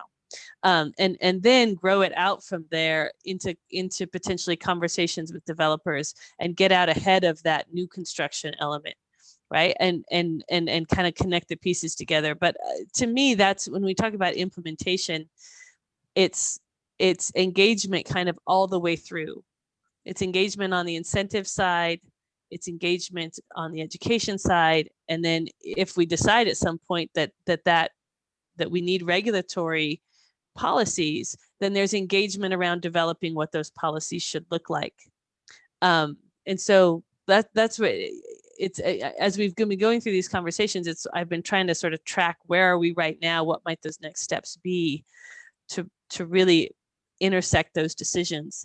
And I think that's what I would suggest. Maybe it is a conversation, because we're trying to shore up those programs. Maybe it's a conversation with CCOC about, a public engagement process around those incentive programs in the near term.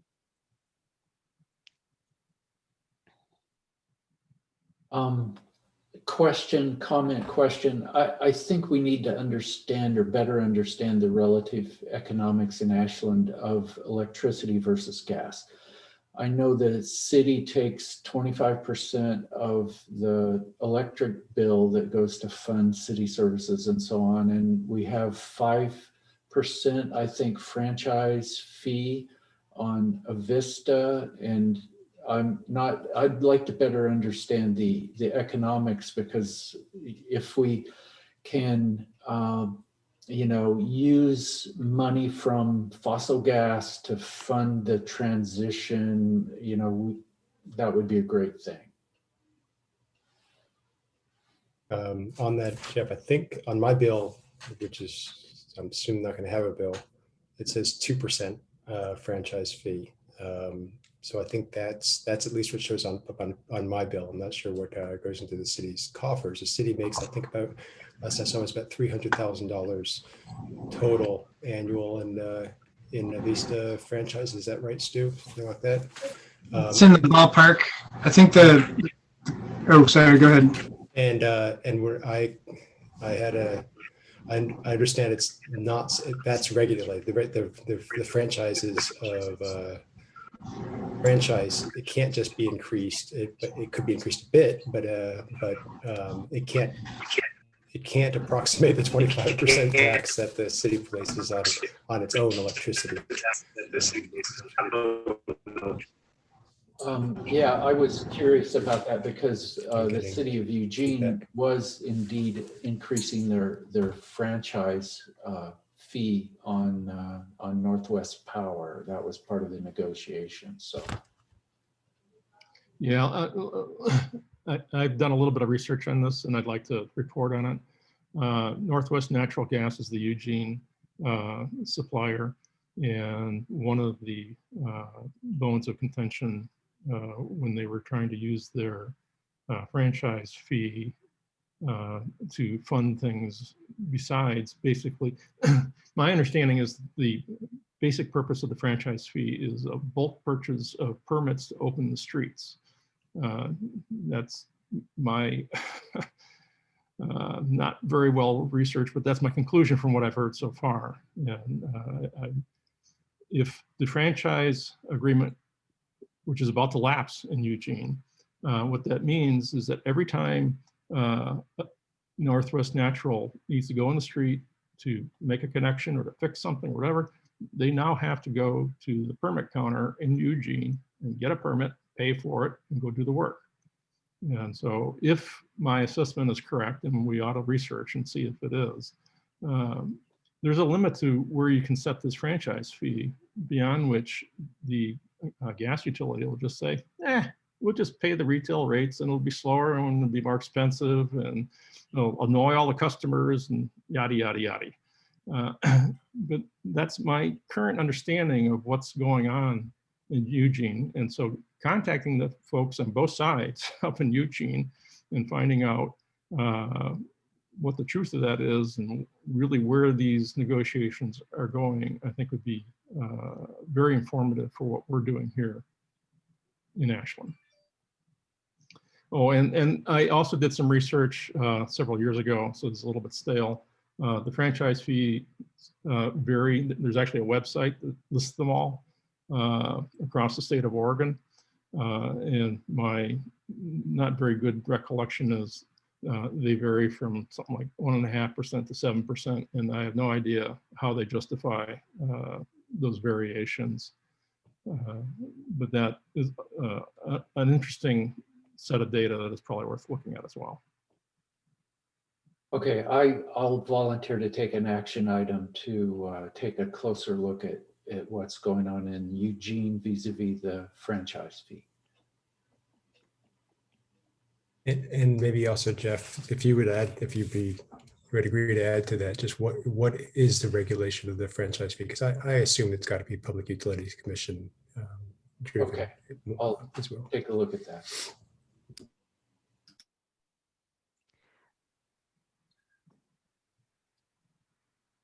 So all this, am I muted or can you hear No, me? we can hear you. Okay. Bob, I'm still assuming that you're running this chunk of the meeting. Okay. Yeah, so I just wanted to comment that it seems like all, the data that Jeff is going to collect ultimately winds up in our natural gas implementation plan, so that there's a central place where we can go and gain, as commissioners, an understanding of what it is we need to do and how we're going to do it. And if the public's interested, they too can go there and get that same information. So just to make sure we're all kind of working in tandem moving forward, even though we've got distinct people doing different parts of this. Yeah, I want to break in on that one. Once we'll finish this topic, we're going to move on to the Seep update. That is another thing that is in flux. My presumption has been that whether we eventually call it an implementation plan or it's actually an update of the Seep or whatever, we're deferring that decision for now. But to fit it into that document, which I would prefer because it would make my life a lot easier, all the things that deal with natural gas ought to go in the built environment section of that document. And I understand that this is not very crisp, but just to pick a place to put it so that we're not working at cross purposes, I'd like for it all to go in the built environment section of that document. Okay.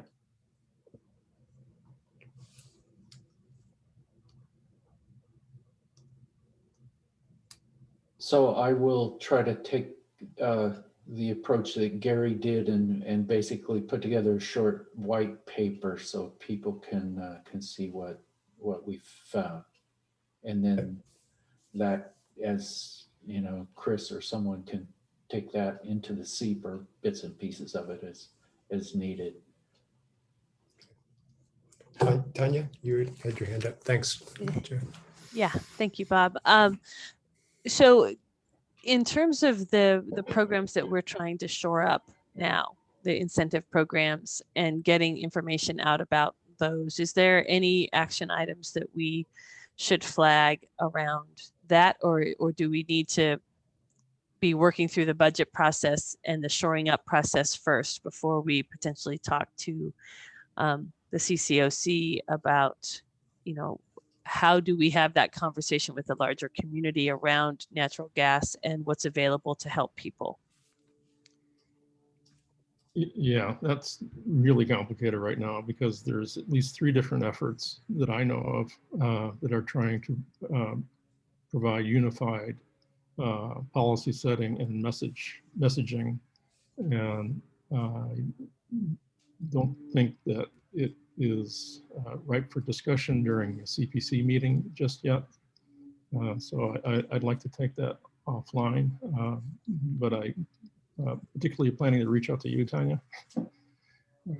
There's been an ongoing discussion and that needs to keep happening, and hopefully we'll be able to bring it to the commission sometime soon. Okay, sounds good. So I'd like to also mention that Gary and I had a conversation yesterday. I had spent some time on trying to outline what the different methods are for us to make progress on fossil gas emissions reductions. I'm not sure, let's see, it's 5:42. I think it might be more productive. Gary, you ought to comment on this. My current take is it'd probably be more productive to flesh out that outline a little bit and bring it back at a future meeting rather than trying to just orally go through it all. Gary and I spent over a half hour yesterday going through it. So starting that conversation right now might not be the best use of our time. Does that sound good to you, Gary? Yeah, I think it can all be reduced to writing and everybody can review it and we're done, basically. I don't think there's anything in there that's controversial. It's just a kind of an expanded strategy of how we might go about reaching out to the community and other interested stakeholders. Right. Okay. So I'm now I'm a little puzzled. I wonder if that was what Julian had started, and then Tanya and Julian and I made a little bit of progress, but not enough progress to bring it in writing to this meeting. It sounds like it's partly that, but I wonder if is it superseding that? Is it replacing that? What is? Yeah, there's too many people working across purposes to, I think, try to straighten it out right now.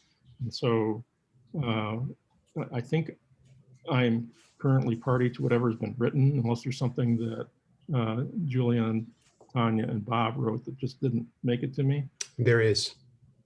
Okay, so what I would like to do at this point is for you to send that to me. And since I don't know what's in it, what I'd like is for the commission to say it's okay for Rick to pick a less than quorum set of people to try to unify all this and bring it back to the next meeting.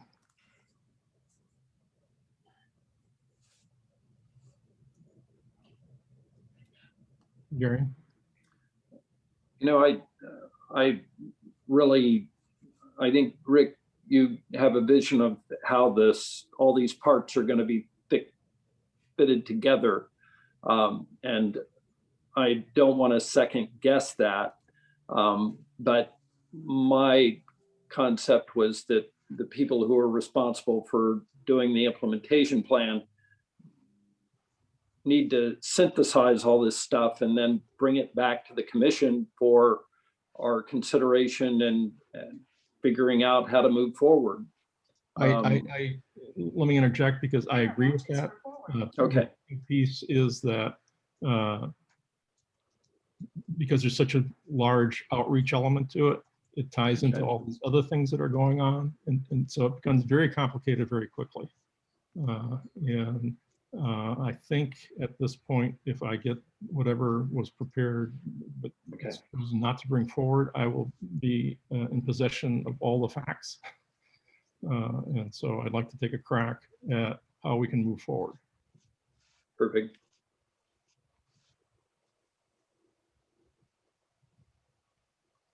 Okay. So Bob, are you done? Yes, thank you. Let's see. So it is now 5:46. And the next thing, we're slightly ahead of time. The next thing is Seep update measurement. Stu, I think you're on for this. Okay, thank you. I was going to show you folks some the new live graphics from the database, but database seems to be offline. So instead, I'm just going to show you some different ones that don't move around. But hang tight while I share my screen here.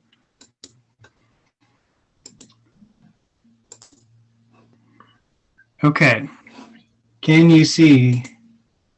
Can you see some graphs? I can.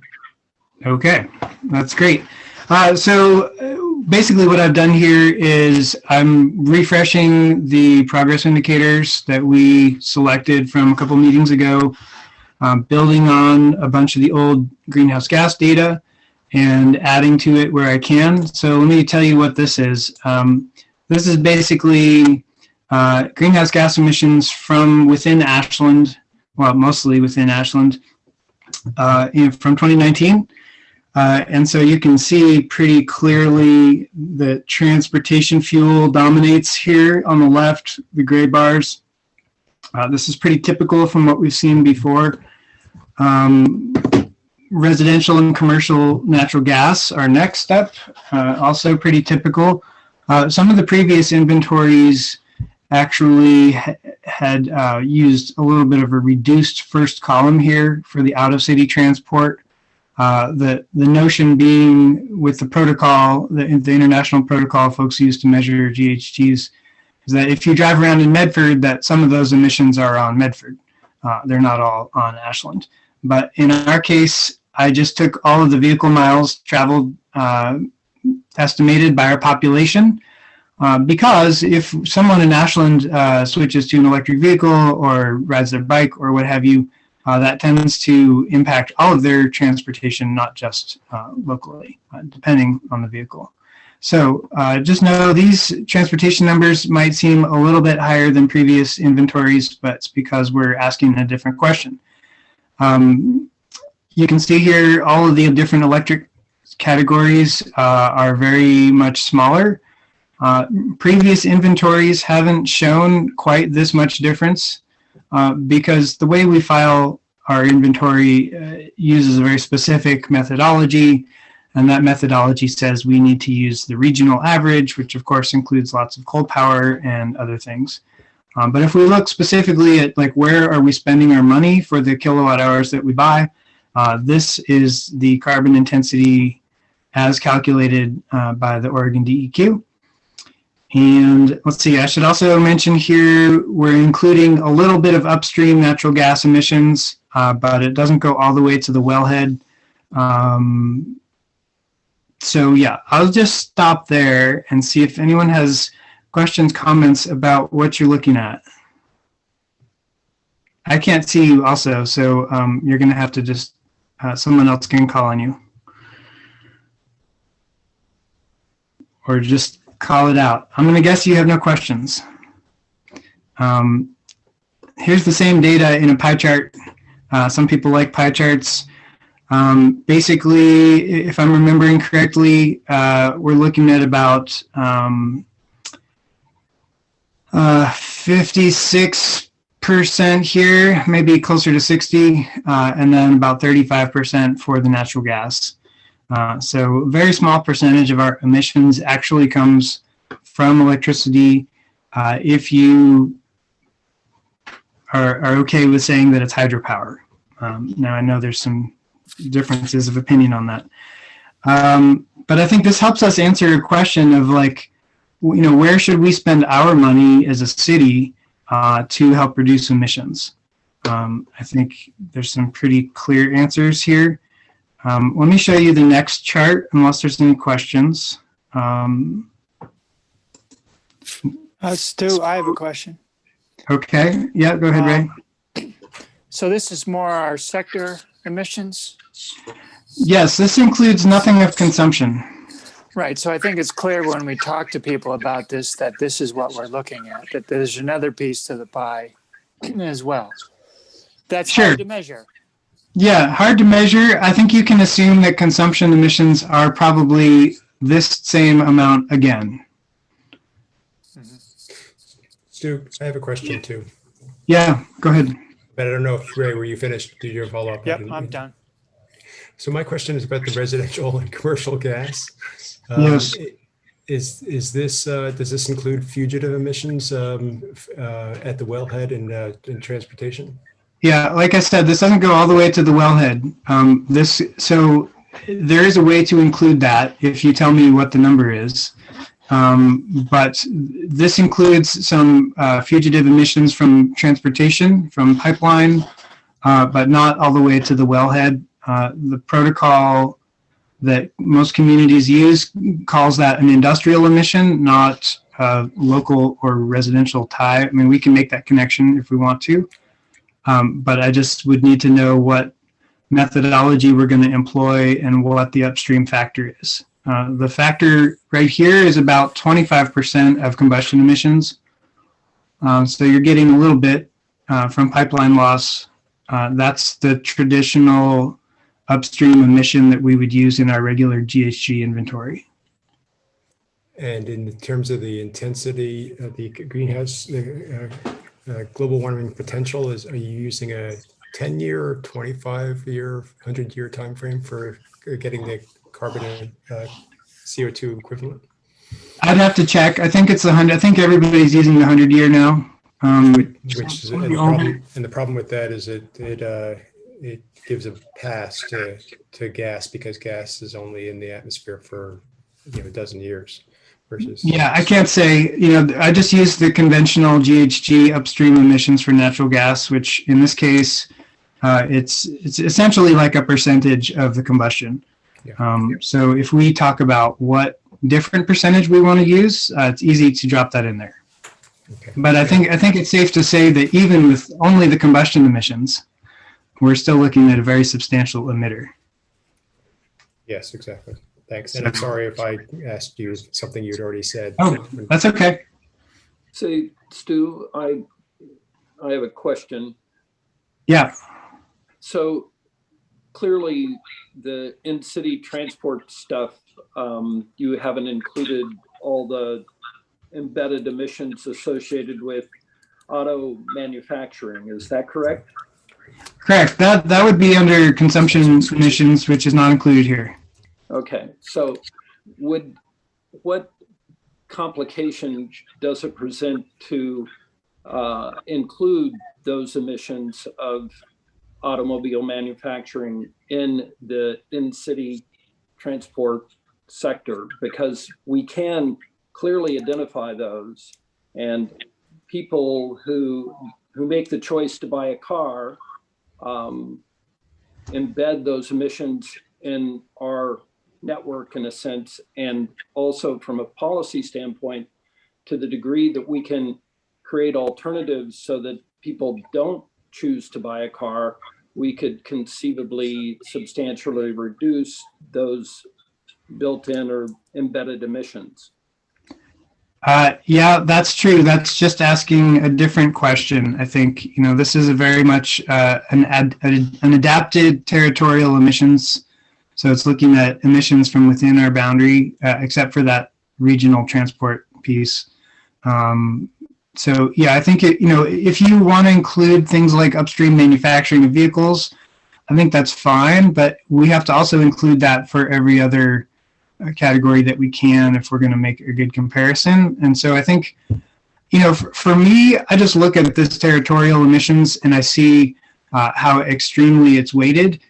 There's a lot we could do to pad those big emitters up, but do we need to? I mean, this for me is very instructive in the sense that we need to be reducing those categories. And I think there's a lot of other emissions we could include here to have a more balanced analysis, but would it change our outcome?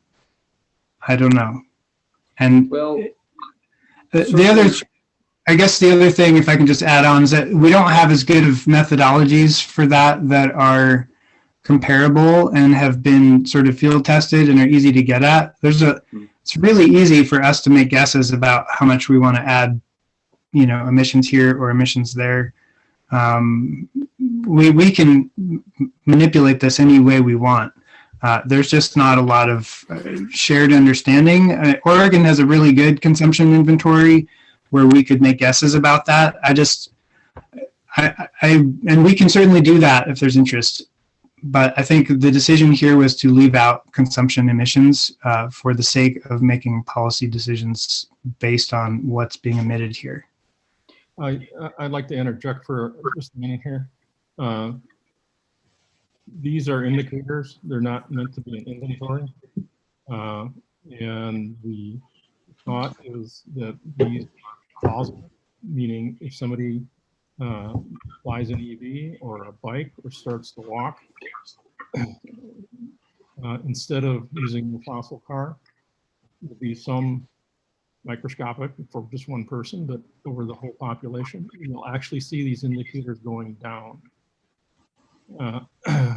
And so I think the causal, the other choice was maybe production-based rather than consumption-based, because once again, it's really easy to link an individual Ashland citizen's behavior to these indicators. And so the intent is not for them to be absolutely accurate, and we may not even want to use them if it becomes important for things like embedded emissions and other complications. In order for us to make good policy choices, if those other complications become important, then we probably don't want to use this to guide those policy decisions. I think the intent is to have something that we can measure now. It's simple to explain, and that an individual citizen can look at it and we can explain to them what it's saying, and they will know when they take one action or another how that's going to affect this indicator. Thanks. Stu, Yeah. I'll get back to you. Okay, sounds good. Let me just say one more thing about this, which is every time I make a chart, I have to be really considerate about what is the question we're asking or what are we trying to see here. And there's a lot of different ways we can build the charts. The data is pretty flexible, but I try to not ask too many questions because we then can end up with just a bunch of charts that aren't that helpful. Let me show you the next thing here. This is going to take just a minute of explanation. So what you're seeing here is basically the same data I just showed you, except this is for mid-2017 through the end of 2020. I picked that time interval because that's when we have the best data to compare against. I have some historic data that goes back to 2011, I think, but it's less granular and doesn't reveal a lot more in the way of trends. So what I want to just point out here, this is the same data. This is estimated GHGs from different energy sources. The gray block is transportation, same as before. I can get the legend over here. Maybe that's helpful. the green and yellow is natural gas. You can really see the seasonality there. I tried to stack these so that the natural gas trends were the most obvious because they fluctuate the most. Down here at the bottom, this little rainbow slice is all the electric emissions. So you can see the magnitude is quite different from month to month. Now, I did a little thought experiment here, which is if we took all of the energy represented in this top graph and converted it into electrical energy, what would that look like from an emissions standpoint? So let's just pretend we could wave our magic wand and electrify Ashland completely between 2017 and 2020. This is what our annual consumption would look like. I want to be really clear that this does not address electrical demand. That was not a factor of this analysis. So it's not as easy as just waving our magic wand anyway. But even if we could, that we would have more questions we need to ask. But I want to just show you from a comparative standpoint what our electric supply would need to provide. So we're currently already providing from electric energy everything below these blue and purple bars. That's already happened. That's what happened in 2017. So the gray and green and yellow on top would be the additional load if we electrified all the natural gas and if we electrified all the transportation. Now, this is a guesstimate of sorts because there's a lot of factors at play. But the reason I did this is because basically we're looking at somewhere around a doubling of our electrical capacity. So that's, within the realm of what's possible, I think. And that's really what I want to illustrate with these, with this bottom graph in particular, is that if we did electrify everything, of course, if we did this overnight, it would create all kinds of problems for our electrical system. But if we can do this over a period of time, it's not an unheard of amount of growth. So, Stu, don't you also have a 10x reduction in emissions? Well, yeah. This is showing emissions, but the energy output pattern looks exactly the same as this graph because right, this is all, it's 10x smaller. Correct. Okay. So that's what I was going to say too. It's a super important. I think that's a super important conclusion, is that we're talking about, much lower emissions. Even and so you've got the seasonality within a much smaller range. Yes. So I mean, both of these graphs together are terrific. This is probably the most clear presentation for the general public of anything, I think. Well, great. We've done versions of this in the past, but they've never really. They're not part of the official protocol, right? So they never get included in part of our official reporting. They're not part of what we get generated from the database that houses our inventory data. This is all kind of custom stuff. So, but it shouldn't be, right? I mean, this is pretty straightforward. So I will say that I had to do some assumptions with this bottom graph, but I think they're within the realm of reality. I tend to be pretty conservative when I do that kind of thing.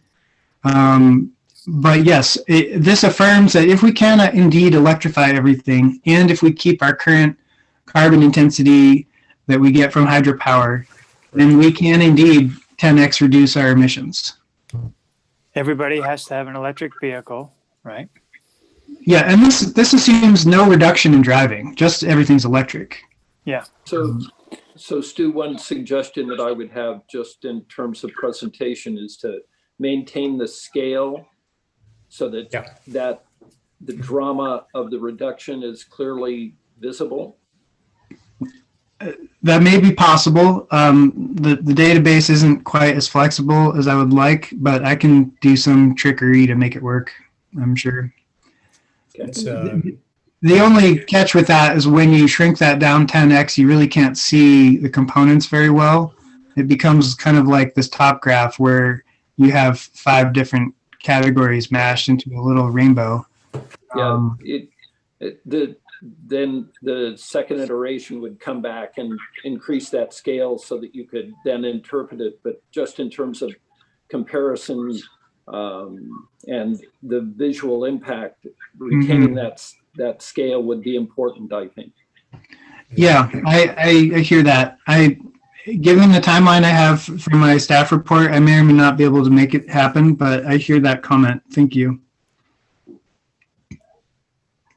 I think this will be your staff report you're talking about to the council in April. I think this definitely should be in there, and I think this will be a huge.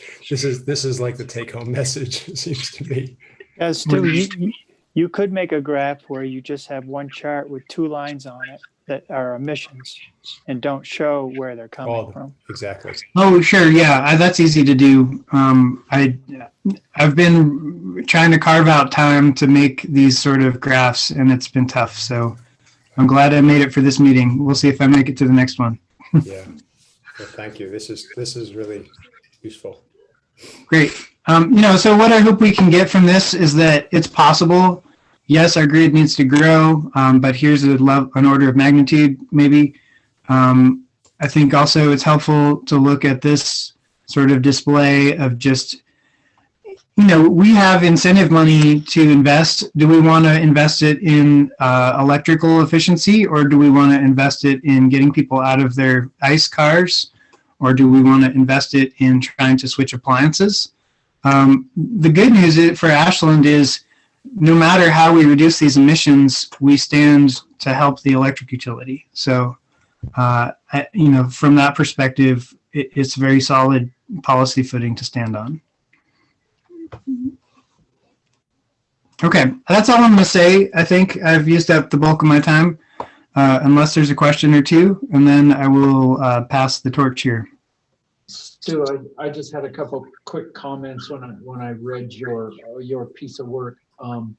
In terms of measuring implementation, there's some data probably already out there. Like if we monitored the taxes and the fees on natural gas and electricity over time, we could see things moving up and down. And likewise, we could count permits for what's actually installed in the city. So how many permits are issued per year for gas appliances versus electric? Just a comment on metrics. Yeah, so some of that is possible. The way permitting is kept, they can't run your report apparently that gets that level of detail. So somebody would have to go and mine it, or we would have to set up a new process to catch it going forward. I think either of those are good ideas. But when I was asking, do they have records, say, on the type of equipment installed? Generally not. And we can get a lot of data if we go hand mine it, but I don't know exactly what that would entail. Yes. If I can interject, I actually did that about 4 or 5 years ago, and all the permits are actually online. And so I sat down and went through them all by hand and totaled it up and all that. And it's not an overwhelming amount of work. It seems silly for us to be doing it when you would think that automated processes would be taking over. So hopefully things have gotten better, but or are going to get better or whatever. But the permit data was definitely enlightening. At the time, roughly half of the permits were for electrical, and roughly half of them were for gas furnaces for space heating. Stu or Rick, and as part of this, do you have any idea how much leakage there is, in the sense that what percentage of people who install new furnaces for space heating don't ever get a permit? I couldn't say. Would you say, is it a lot or is it a little? Is it a big problem or is it not really a problem? Well, speaking from having lived in Ashland for 20 years and talked to a lot of tradespeople, if it's a repair job, it's not at all unusual. There would be no permit. They're just bring the furnace or water heater or whatever and do their thing. They get paid. That's the end of it. uh, for anything where there's a larger project going on, there's always a permit. Yeah, I'm not concerned that there's like rampant violation of, forced air heaters going in. But it's a good question to ask. I'm not concerned about it other than just knowing how good the data are. Yeah. How comprehensive, how complete. Well, my suspicion is that, largely speaking, things that get built place with like. And so the new and major remodel data is pretty indicative of what the overall population is. It would be my guess. I don't actually have any data to back up that guess. And I suppose commercial rental space or rentals, apartments, multi-housing units would probably be more likely to comply than individual residences. Who knows? Okay, sorry. Yeah, I don't know, because I know a lot of multifamily will have their own handy person, right? So they might just go to Home Depot and buy a replacement unit. But I think it's a great question to ask, and someone probably knows more than I do about it.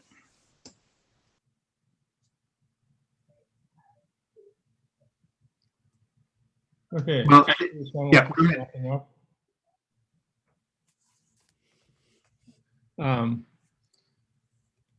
I took the chapter, measurement chapter that Stu had previously submitted and put that into the packet. I didn't know that he was going to have these graphs at the time. I think it's still worthwhile for the commission to work through the proposed progress indicators that Stu had written about. So my plan is to bring this back again at a future meeting. I'll send these graphs to Elizabeth so she can put them in the minutes. Thank you. Thank you. Nice. Okay, so now we're on to action, measurement, and implementation. I took a small chunk of the goals chapter that was talking about how we measure actions and implement actions. My intent in focusing on just this is to get past the debate we were having, restating goals and all that. I think we're not at a point where we can do anything productive in that discussion right now. But I would like to focus the commission's attention on these two paragraphs. I'm assuming that you folks saw them and hopefully have them in front of you. So the question is, does the commission agree with the statements that are made? And if not, what's your comments?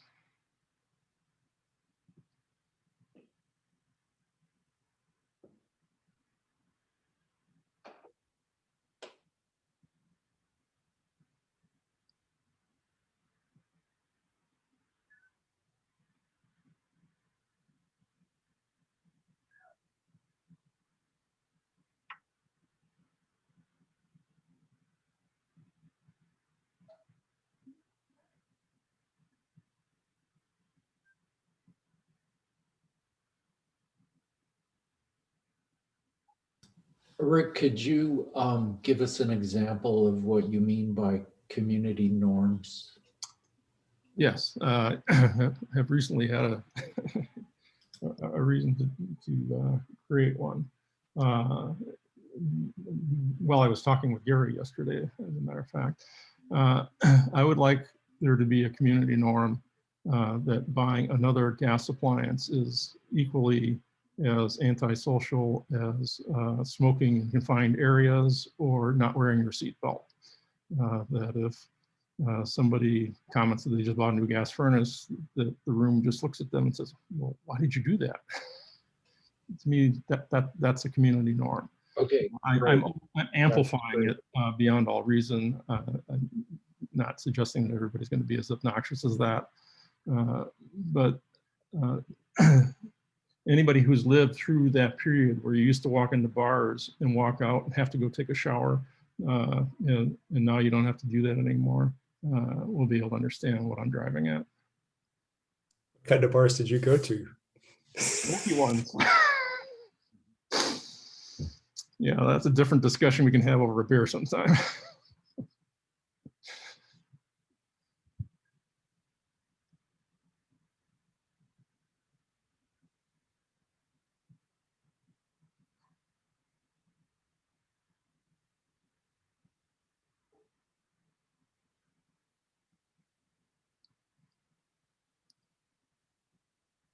And I would say the implementation paragraphs are trying to encapsulate in a summary form the way that I'm imagining we are going to do outreach. The first paragraph talks about wide community outreach, and the second paragraph is where a set of stakeholders needs to be pulled together because they're so dramatically affected. An example of the second one is the folks that do garden maintenance and what we're going to do about small engines and electrifying them. There's a relatively small number compared to the entire population of Ashland of people who professionally use this equipment. And so to me, CPC could be pulling together those stakeholders and having a conversation with them about how we can go about making the transition, what their thoughts are. I know that there's already one firm, and I would suspect that there's more than one, that are already experimenting with electric lawnmowers and blowers and all the other equipment that folks use in order to maintain their yards. So that's an example of the second paragraph.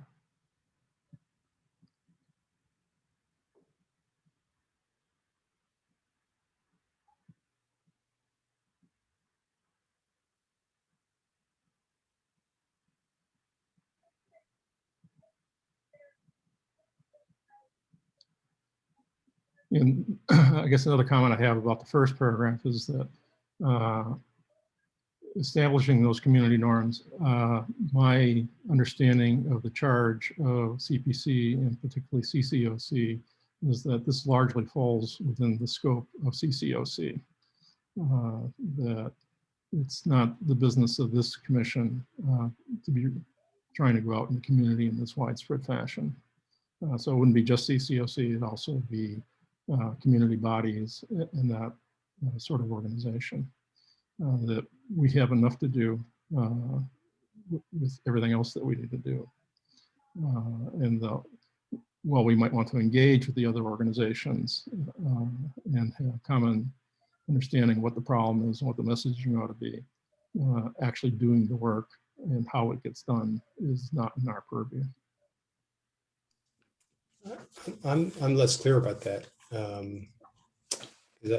Given just going back to our earlier conversation about policy and implementation plan, I think there's a bit more of a. It's not just those who write the policies and those who then sell the policies. I clearly think that there's got to be a role for. There clearly is a role for the Conservation and Climate Outreach Commission. At the same time, a lot of their focus seems to be on reducing single-use plastic and other conservation activities, and less focused on Seep implementation. That may just be a choice at this point, and that may be amenable to change. But I think we actually do need to be fitting in hand in glove. Yeah, I think the progress that's being made to have for the two commissions to work together is all to the good, and also for the Wildfire Safety Commission as well. That we actually see ourselves as part of a unified effort. And I'm glad that Tanya is now the council liaison for all three. I think that also is an advance. But I don't see the lines quite so bright. Well, I'd like to invite Stu and Tanya to comment on this, both from a historical perspective and what they see going forward. Great.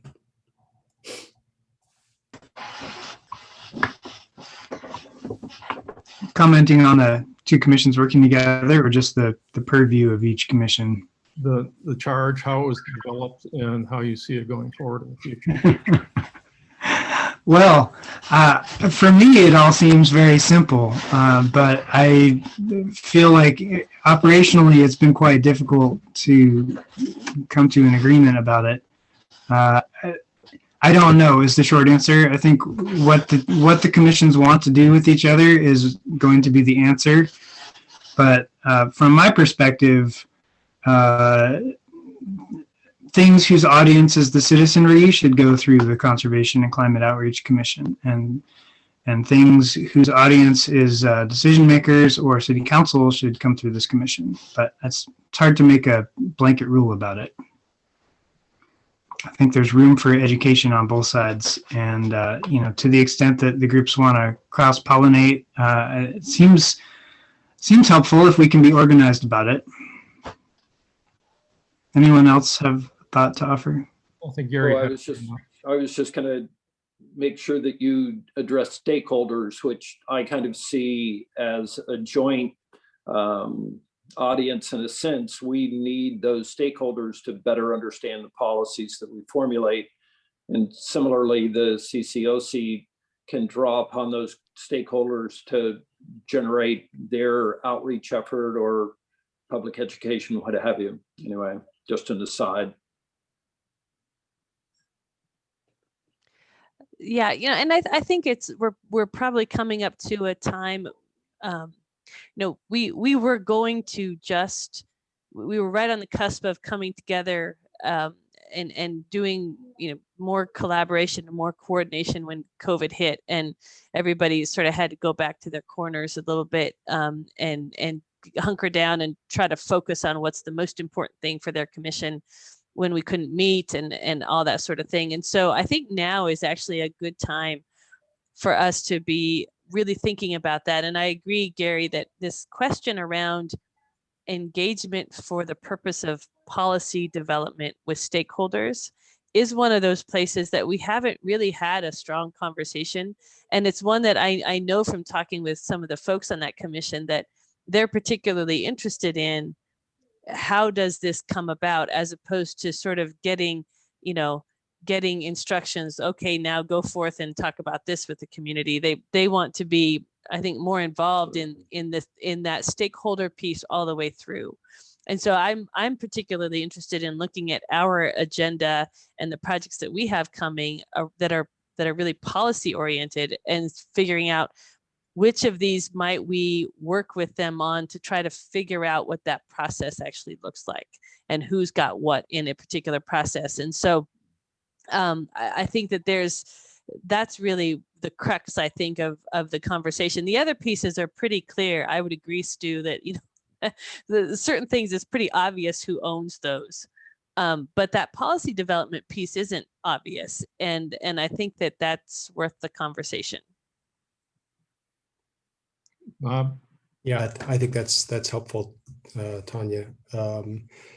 It strikes me that we're talk about outreach or education or information. We don't say the word that you said quite a bit, which is engagement. And engagement really is a much more of a two-way street, two-way conversation. And I think that has to happen in terms of policy development. It has to happen, across a lot of domains. So figuring that all out and how we can, work together and be effective at that, I think is all to everybody's good.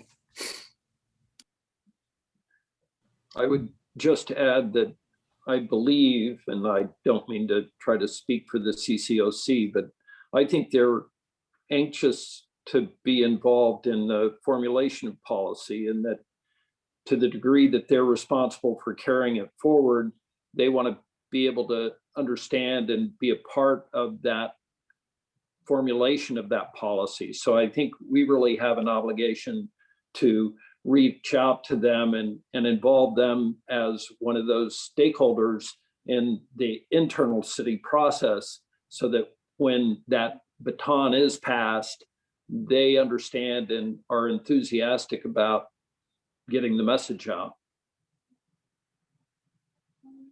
Yes, and some of the previous statements I've made earlier in this meeting, where I'm already engaged with the other chair and Stu, and the thing with Tanya. Anyway, all that is in process is all I'm trying to say.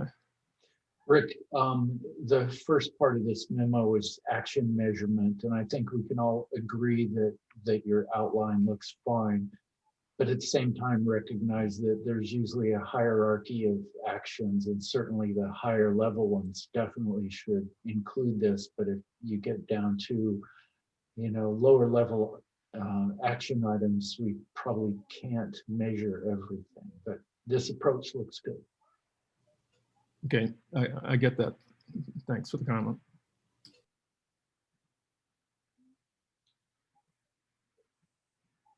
We're almost out of time. I'm not hearing any strenuous objections. There's a lot of refinement that obviously will be carried out as we actually implement things and move forward. So that's all I was really seeking tonight from this discussion.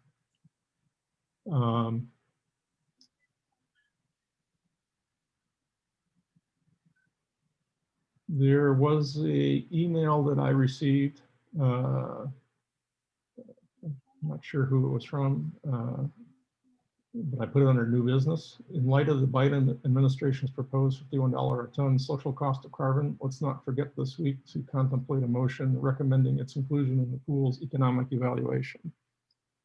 I thought it was one of the commissioners that sent me that. Yeah, that was me. I think that if the pool, if they do an economic evaluation comparing electric versus gas, and they include the social cost of carbon that the federal government is looking to adopt, I think that would swing the economics very heavily in favor of electricity.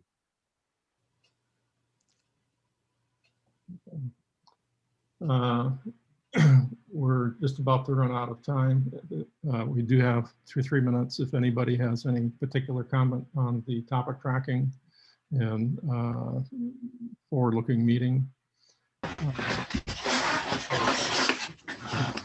There are no comments on that. I still encourage everybody to look through it and find where their name is. And if I've gotten the status wrong or something needs to be changed of any kind, please let me know.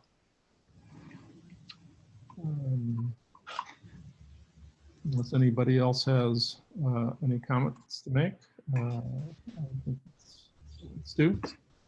I have a kind of fun announcement that I just learned that I can share with everybody, which is that it sounds official that there's going to be a new 198 kilowatt virtual net meter system in town. So we have that to look forward to. I guess the ink is drying on that. So Yeah, Can you send a link?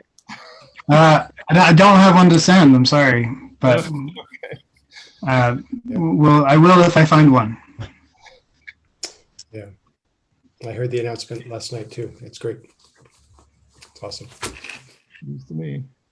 It's all a single off taker. So it's not multi-family facility, but it's supplying a third of the power to one consumer. But it's super development. It'll be 3 times as large as anything else in the valley in terms of a solar facility. 3 times as large as the solar facility at the Medford Airport. 3 times as large as Pioneer 2, SOU. Keep talking, Bob. It's all good. Yeah. Okay. We want more details. I had nothing to do with it. So I happen to know about it. So. But ground should be breaking tomorrow or this week. It's got to break by, if you break ground on a roof, it's got to break ground by Monday. Okay. we'll hold our breath. Yep. Okay, well, thank you all. All right. It was a productive meeting, and I look forward to the next one. Good night. Bye-bye.